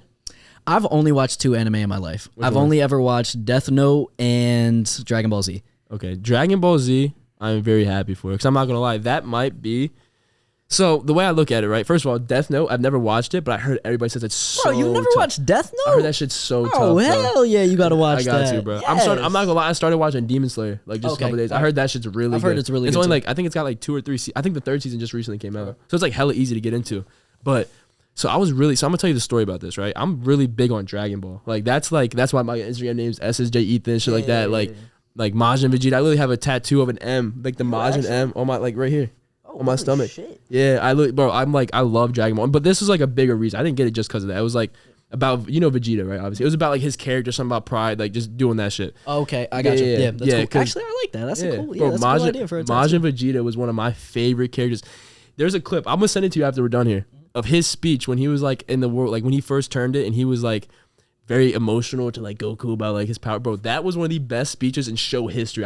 That's why I love him so much. That's why I got that, because I was like, bro, just about the pride shit. But Dragon Ball is definitely, I would say, number 1 on my all-time favorite shows list, just because, bro, the childhood with that shit. Like, bro, I probably played every single Dragon Ball video game growing up, like with my brother. Like, I have great memories doing it. So like the playing with the action figures, like playing the video games. Like, bro, it was more than just the actual show. Because if we want to talk about well-written shows, I feel like my favorite written out, like animated, not talking about in person, I would say my favorite written out animated show might be Naruto. Because the storyline of it, like, it really makes you connected to characters. And obviously, like, Naruto's story and shit. But if I'm talking about just me just wanting to enjoy a show and my favorite go-to, like, childhood experience and shit, it's, bro, Dragon Ball is #1. Like, it's not even a close debate. Like, I could probably, like, I've seen every bit of Dragon Ball up until this point and read, like, all the comics, bro. Like, God damn. Yeah, I'm a huge Dragon Ball guy. Like, I love it. Like, I might get another tat. Because I'm making this into a sleeve, so okay. I might get another tat of something. So actually, part of it is Dragon Ball. Me and my brother's brother tat that we're getting is the Kami house, the house that Master Roshi stayed in. Yeah, that's how it has that posted up, like it has the view of like the water and like the little island. I know exactly what you're talking about. Yeah, my brother has that on his forum. It has it like you see where, like the Psycho is. He has that right there, and so I'm getting mine since I already have this covered. I'm getting mine on my shoulder right here. Damn, I didn't even see the wolf. God damn, that shit is hard. Who did that? My boy, shout out my boy, Hamp tapped me up on Instagram. He's in New Brunswick, Jersey, like Rutgers campus. He did all the work on this arm, like right here. He's the one who did all this. Oh my God. He's super tough, bro. That's my guy right there. Super tough. He's the one who just did my hand tattoo, but he's a great talent. Actually, I take that back. He did all of this, but he didn't know how to, at that point when I needed a wolf eyes, he wasn't, he didn't know how to fully do it because he's really good at anime tats and like animated tats. Like if you went up to him and asked him for a Vegeta tattoo, it would be like a pictures on your arm is how good he is with that shit. Like he's an artist. Like he's not just a tattoo artist. Yeah. But his man that he knows did this wolf eyes for me. Okay, gotcha. And it was honestly pretty easy. It was honestly not bad of a tattoo. But yeah, bro, it was super tough. It took like 5 hours, I think. I was gonna say, can you explain what they mean? Yeah. So this one on my arm, it says like Psycho World. Then it has like the wolf eyes right there connected. It's from my boy Scoob. He was a really close friend of me and my brothers. Like my brother, it was a situation where he was best friends with my brother in high school. And he would make music with my brother, and it would be so cool. And he would be around a lot that he ended up kind of rubbing off as a big brother figure to me too. You know, just him being like one of the older friends and shit. Yeah. And so he passed away my junior year at Pennington. That was also rough years. That year I was going through that mental health shit. Yep. He passed away. And it was, just being around the wrong people at the wrong time and shit like that. But he was a great dude, bro. Like, he played Dragon Ball with me all the time. Like, he always wanted me to get on the Xenoverse game. And he was always just texting me, checking in on me. Like, whenever I saw him, he would just, like, call me a bitch and just be, like, funny about, like, all that shit. You know I say that shit to my friends all the time. It was so, like, bro, he was so tough. Like, he was very, like, he was a very good dude. And it was just, like, a bad situation that he was in. And so I got the wolf eyes for him because he was a musician and his whole like slogan, his whole brand was wolves. Okay. And so his favorite color was red and stuff. So that's why I got the red eyes on it too. So I got Psycho World for him. I'm still going to get this part filled in right here. I think I'm going to get a good friend of my sister's who came around a lot named Iris. She passed away too. And I feel like I want to make this half of my arm for like my left side of everything I do everything with. Like my, guidance is like people that I feel like that are guarding like angels for me and my family. That's so real. I think I'm gonna get butterflies in that little gap right here because that was Iris's thing. Like my sister's friend, like my sister has butterflies on her arm. My brother's getting butterflies, so I think I'm gonna get it in that gap for her. So it's like this whole arm is like guiding me through everything. I think it's kind of cool. And then the hand tat, I don't know if y'all can see it, but my boy Phil, my teammate, he was like my brother, like I was telling you about earlier, the one who passed away recently. I got P4U on my hand, and it's something that me and my teammates started a little like thing for him, like a little branded thing for him because he wore number 4 in basketball and his name was Phil Urban. So we decided to do the P4U, so it's saying like he's for you, like he's for us, like he's always gonna be here for us. So I feel like that's kind of cool. And then obviously got the Roman numerals under it. I don't know if you can see like on my thumb side, I got like the heartbeat thing. So it seems like he's still got the heartbeat. And they got the basketballs in the clouds, like, cause I know he's still up there hooping and shit like that. Now I will say this, bro, he was one of the bounciest white boys I've ever known in my life. Bro, he was 6'6" and was like, oh my God, bro. He was so tough. But yeah, these were tough. And I got one on my chest here. This one's like a native chief. I'm part Native American, but the reason I got it was on my dad's side of the family, not my mom. So my dad's dad passed away before I was born, like when my dad was 20. And so he was a chief in the Air Force. So all my family members on my dad's side get this tattoo. It's like a tradition. Like when you first turn 18, your first tattoo is this. So this was my first tattoo. Gracie Bachman actually did this. Oh, really? I'm not gonna lie. They have a video of me crying because she went over my nipple, blacked it out. And that whole artistic editions in Dover, I have a whole like thing in there. Like every time I come in there, they always like laugh at me and like say I'm a bitch because I cried in my tattoos. Like I was spazzing, like because I wasn't used to it. So I was first getting tattoos. My body was not used to that shit. So I was like in pain, bro. Yep. And then I was like skinny at the time too. So I was feeling it all. Oh hell yeah, you were feeling that. So, you know, they were like, they clown me all the time every time I go back there. Cause I have 2 on my leg that I got done in there too. So they always be clowning me when I go in there. But yeah, Gracie Bachman did this one. She actually did a really good job. I'm not gonna lie. She's very tough with it. I want to have her on the podcast. I was supposed to actually. You should, bro. Yeah. Bro, she's blowing up though. Bro. I know she is. She's making bread. Like she's actually. I'm happy for Gracie. Like her and I don't really talk anymore, but like, you know, she like grew up around us a lot. So like that's cool that she's got to, you know, bro. She's having fun with her job too, bro. Like what you get to just tattoo people like and make money off of it. Oh my god, and her tattoos are beautiful. I follow her on social media. Oh my god, her whole family talented. Like her dad is talented too. Like he makes those sculptures and shit. But like, nah, for sure. Tattoo. You about to get some? I don't really plan on getting any tattoos. I don't know. Yeah, I just have no desire to. I love looking at them on other people. I'm too indecisive, and I know for a fact if I got something, I would want something else in that place. Yeah. And then I'd probably just like, I would just dwell on it for too much. Yeah, every tattoo I get, I make sure that I'm able to bring some sort of story with it, like some sort of meaning to it. I like that. Because I don't want to, like, I mean, there's probably some tattoos you can get to like cover up spots just to like be cool, I guess. Like I'm probably gonna end up doing that because when I work I'm getting a sleeve on this arm, so there's gonna be like, I've already said that, but like there's gonna be like gaps, so I'm gonna probably get it filled with some cool shit. But like the main pieces of my arm are gonna be like, so like main pieces of my arm are gonna be shit that matters. So like my next one, where I'm gonna give people a sneak peek, it's gonna be like on my back tricep area, and it's gonna say the letters JMP going down because on my dad's side of the family, that's almost like a traditional like initial. So like my brother's James Miguel Pires after my grandfather. My grandfather was the first James Miguel Pires. Well, I don't know if he was the first or not, but and then my dad is Jason Mark Pires. And then you know, it just keeps going down. I'm not gonna lie, I didn't want to embarrass myself because I could be forgetting my aunt and grandmother's middle names and shit. But but they have an M. It's like J. Like my grandmother's name is Joan Pires, and then her middle name starts with an M and something like that. And then my aunt is Jennifer Pires, and so like it works out. So it was kind of cool because I want to get that to like represent like that side of the family. Yeah, so I thought it'd be kind of cool. Plus also like it's perfect because it'll fill in that back tricep area. Because I'm always thinking, I was like, bro, what am I gonna get on a back of your arm tricep thing? That's kind of hard to figure out. And I was like, there we go, I figured it out. How much tattoos do you plan on getting? Do you plan on like getting everything tattooed? Oh no, not everything. So I plan on. So what I want is I want this to be a sleeve going into here, and then I want my whole chest covered, right? Like I want kind of like this whole chest part covered, like connecting into the sleeve. Gotcha. I'm probably not gonna get anything crazy on here. I might get like something like little like writings on here, something like that.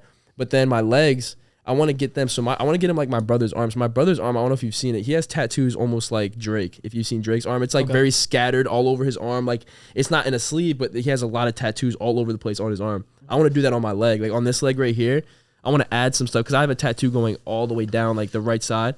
I want to like add some shit to it and make it like just kind of have like a cool little. Like I was low key debating on getting you know, Lil Peep's Crybaby, bird. I was low key debating on getting that like somewhere on my leg, like as a little symbol, just because like people might think that's BS, but like just like being able to relate to him with the mental health shit. Like, I really took that personal with that whole documentary and stuff he did. So I really looked up to him with a lot of the shit he was going through. My brother has an X tattoo. So like, does he really? Yeah, you know the tree that was on his forehead that he got tatted. Yeah. My brother has that on his forearm. So, yeah, he doesn't know his forearm. That's fire. Yeah, bro. Because X was another guy we really fucked with. Like the thing with X that we fucked with the most was that he basically made it okay to change, like to be able to get out of a situation you're in. Like, bro, he was in a bad situation. And he had bad behavior in the beginning, but like, bro, he really was like gonna change. And that was like I think that was what made the part of his death even more sad, was because you really saw like the dude he was becoming and shit like that, bro. It was tough. Nah, because I mean, when you look at the videos and the stories that he did when he was younger, he was a shitty human being. He was awful. But then you could tell that he wanted to change because he dyed his hair. I'm pretty sure he shaved his eyebrows, all that kind of shit. And I'm not saying that makes him change, but like you could see in the behavior when he started to blow up versus when he like really dropped his biggest hits in like 2018, like the months coming up to his death. You can just hear it in his voice. Yeah, he just became so much softer, and even all the messages he was sending those big artists, he was like, "I'm always here for you, and I really love what you're doing."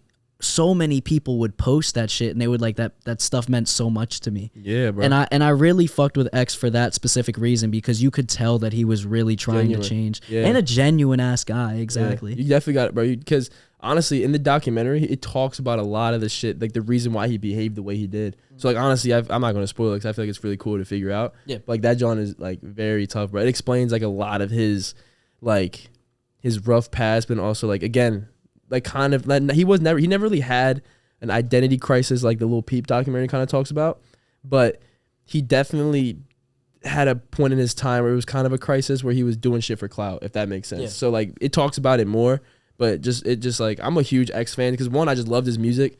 Obviously, like he made mistakes, and honestly, I just feel like it's dumb for people to like. I saw a video like it was talked about in the intro. People were like shitting on him about it like after he died and saying stuff about like, oh well, you know, all this stuff that he was accused for and all this other shit.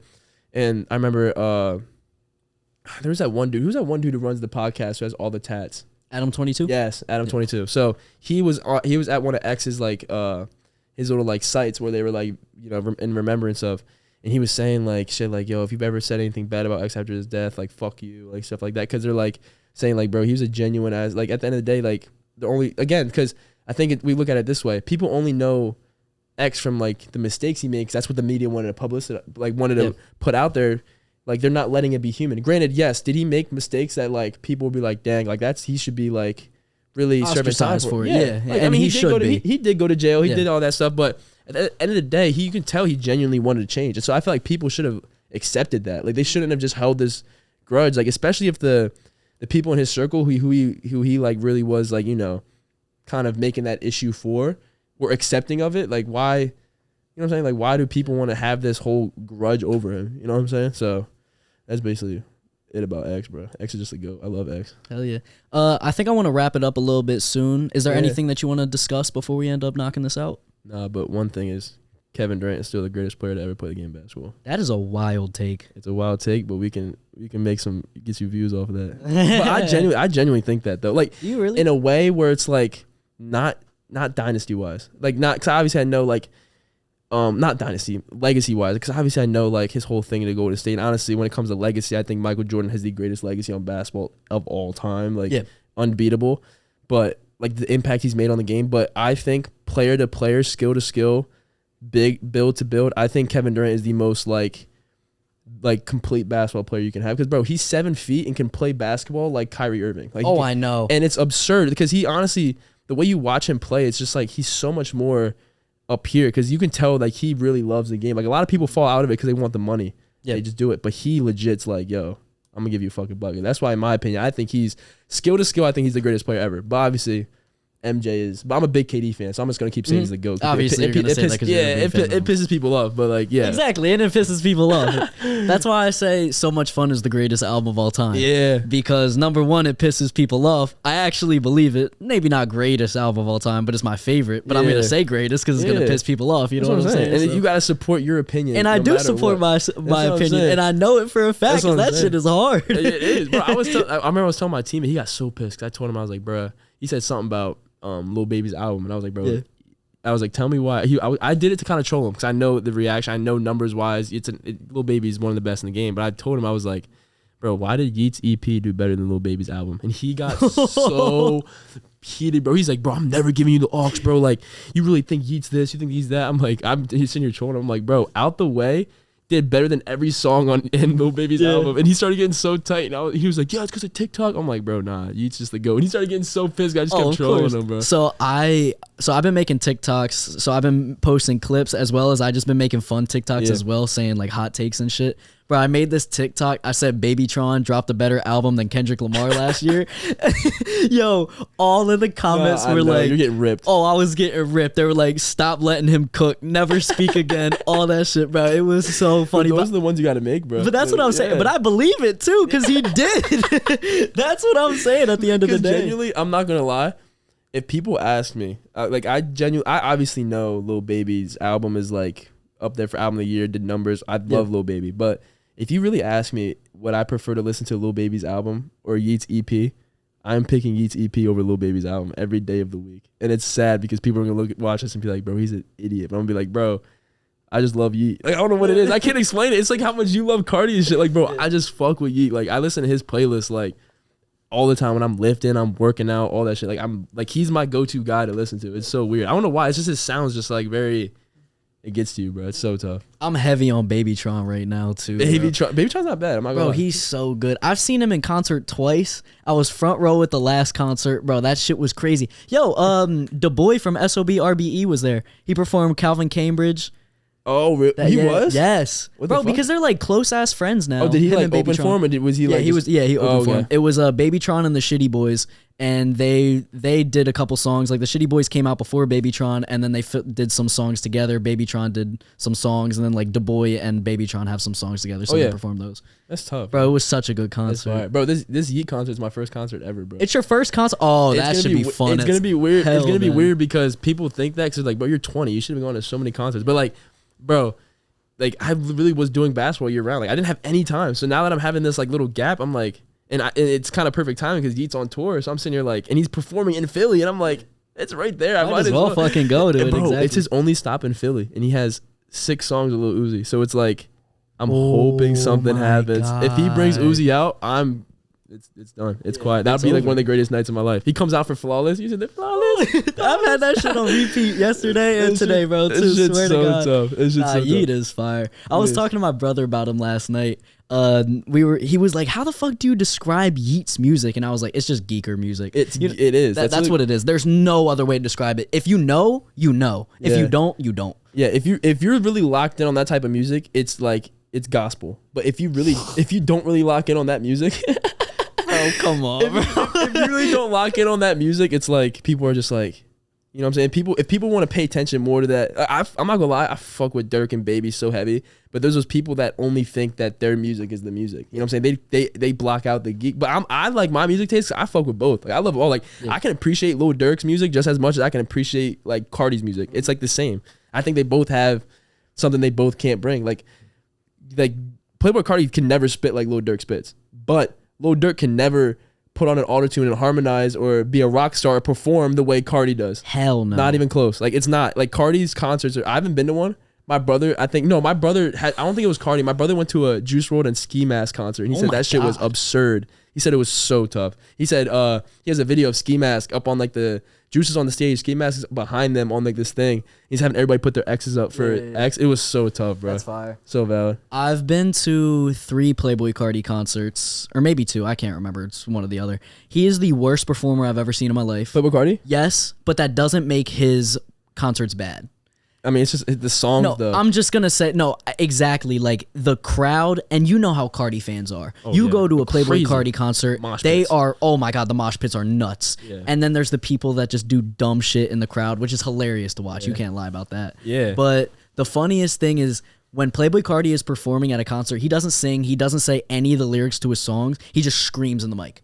I'm not even joking. You just screams as loud as he can. But his song, like you're trying to tell me, if Stop Breathing came on, that place would be rocking. Bro, when Stop Breathing they're not even worried about Carti anymore. They're worried about the mosh pits and stuff. Yeah, when Carti came out to Stop Breathing, I've never. He came out to Stop Breathing. He came out to Stop Breathing at a concert. Oh, yes, he ripped. He really like. I've never been like. I'm getting goosebumps thinking about it right now. I've never been that squished. Wait, in my you life. Actually are getting goosebumps. Bro, I know I am. Well, you actually were. I was like, wait, bro, because when that shit happened, I got squished, and that shit was like seeing God. I'm not even. Yes, it was so fire, but it was like you were trying to find a way to breathe in that crowd. It was nuts. This is probably getting absurd. Nah, like concerts like those, bro, your shirt has to be off. Like, bro, this Yeat concert, my shirt will not be on. Like, I'll walk in with one, it's gone. Like, I don't know. I'm gonna wear a shirt like that's a beater, and then it's just gonna be gone. It's gonna be gone. That's what I'm saying. I might just put like a beater on and just be like. Try to throw it up at it. Yeah, facts. It's just gonna be so tough, bro. I'm hype as shit though. Yeah, I'm trying to think of other concerts that I've been to that have been memorable. I've been to a Juice WRLD concert as well before he died, and then that was good. That was when he like really started to get like big. Before he died, when he had a lean gut. Yeah. He had like a vest on with a massive lean gut, bro. That shit was so funny. Or did he have his shirt off under the vest? He had his shirt off with the vest on. I know. I think he was wearing the same vest that he wore in the graduation cover. Oh, really? Yeah. That's so tough. Nah, he was cool as hell. I did like Juice WRLD, but he's so tough, bro. Rest in peace. Bro. Juice is like his unreleased. He has a song unreleased, K Like a Russian, and that shit was one of the best Juice WRLD songs I've ever heard in my life. I gotta listen to that. You got to. He just spits though. It's like he harmonizes. It's a mix of harmony and spitting, but like the beat and everything, just like the flow of it. It's like it's crazy, bro. He like mixes up his flow so many times. It reminds you of like X too. It's so tough. I was gonna say, is there anything else that you'd like to finish off with? Any good advice? Anything you want to tell the viewers right now? Good advice. Let me think, because honestly, like this whole podcast is good advice. It's an advice. Like everything we talked about, because obviously we got like a little bit, we had to talk about some artists. We had to talk about some fun shit towards the end. But like that beginning shit of like the whole identity stuff and all that, bro. Like literally, like the best advice I can give to people is not to keep that shit in. Like if you really are struggling and you need help and you are having like the one step to realize you need help, bro, is the identity crisis part. You know what I'm saying? Like if you really aren't comfortable in your skin as much as you should be, bro, that's the first sign of like if you really have that self, like you're not like, you're very insecure in a way, that's the first sign of something like, oh, you should really kind of focus on it a little bit, because it can get way worse. If you nip it there, it can probably be way easier to nip and get done. But if you drag it and it gets way worse, bro, you dig yourself such a deep hole. So I think it's important people like open up about that shit like right away. So it's like you don't have to go through like the shit that I'm going through or that you had to go through. Like you're able to kind of just, nip it, and also just keep like the right people around you. You know what I'm saying? Like make sure like the people around you want you to, like, you have to keep the right crowd around, like, at all times, because there's certain people that are just going to tell you what you want to hear. And like, just because they think it's like, okay, but you got to be around those people that are actually going to tell you what you need to hear, even if you don't like it, or even if you get pissed, or if you want to say something bad. I just got in an argument with my boy the other night, because him and I were talking about it, like, me saying, like, like him and I were talking, like he was asking about my mental health stuff, and I was telling him like, yo, like I just don't think I have like my whole thing was self-value, and him and I were going back and forth, because he was kind of trying to tell me like, bro, like that's kind of like a childish mindset to have, and I was like, bro, fuck, and I was like, bro, I would have shut the fuck up, bro. But we were talking, and I was like, he was telling me, he was like, yeah, bro, like you just got to really put it in this perspective. But I'm not gonna lie, he was telling me real shit though. So like when he was telling me the real shit, I was like, then I'd listen. You know what I'm saying? Said, exactly. He didn't start off with the childish shit. He was just saying like, he started off saying like, talking about how you got to really put value, like really see the value in your life and see how other people see you and stuff like that. And he says, then he started getting into like, if you're willing to kind of like I guess like if you're willing to let others dictate, that's what it was. He was saying like, if you're willing to let others dictate what you do, then that's some sort of childish. That's what he said. So that's what makes it better. Okay, he said so that makes sense. Yeah, I understand that. He said because it's kind of childish because, that's what kids used to do. Like when we were younger in elementary school, we used to try to like be the fastest kid in class and all that stuff. So just to win validation of other people, he said, if you're trying to win validation of other people, and that shit's childish. So that's another big advice right there. But that's about it for me. Perfect. And I definitely 100% agree. If you start realizing that you have any problems, nip that shit in the bud immediately. If like something starts happening, if you just get what you're saying out, that helps, rather than waiting 3 months of you bottling that shit up and it just like blows up and explodes and all that kind of stuff, because it is so painful to keep that shit in. Yeah, so as long as you just have the right people around you and you speak to them when you have something going on, it's so much easier when you do it right then and there and just don't bottle anything up. Yeah, bro. That's probably the best way to put it right there. Just don't bottle it up. And number one, too, if you have people that are close to you that know you, they should be able to know if something's going on. Oh, yeah. As well. They should be able to read you. Like, exactly. I've had people read me before a lot. Like, guys like Jariah or like Marcus. Like, they've read me many times before. So, yeah. Tough as shit. Perfect. And I think that's a great stopping point. I really appreciate you for coming on the podcast. That shit was super tough. Hard, I know. I love that shit. I can do this all the time, exactly. So that's why I can fucking do this shit all the time. It's so tough. Like, just sitting here and having conversations with people. It's easy as shit. All right. And there we go. Thank you, everybody, for tuning in. Real quick, before we stop, how can people reach you? Social media. Instagram, SSJ Ethan with 2 N's. Snapchat, Ethan BP20. That's about it. I just be chilling. I be low key a lot, but those are my 2 socials. All right, perfect. Well, my shit's all gonna be in the description. I'll put everything in the description. We got someone about to come in the dorm right now, but thank you everybody for tuning in. Brandon Alper Experience. I'll catch y'all.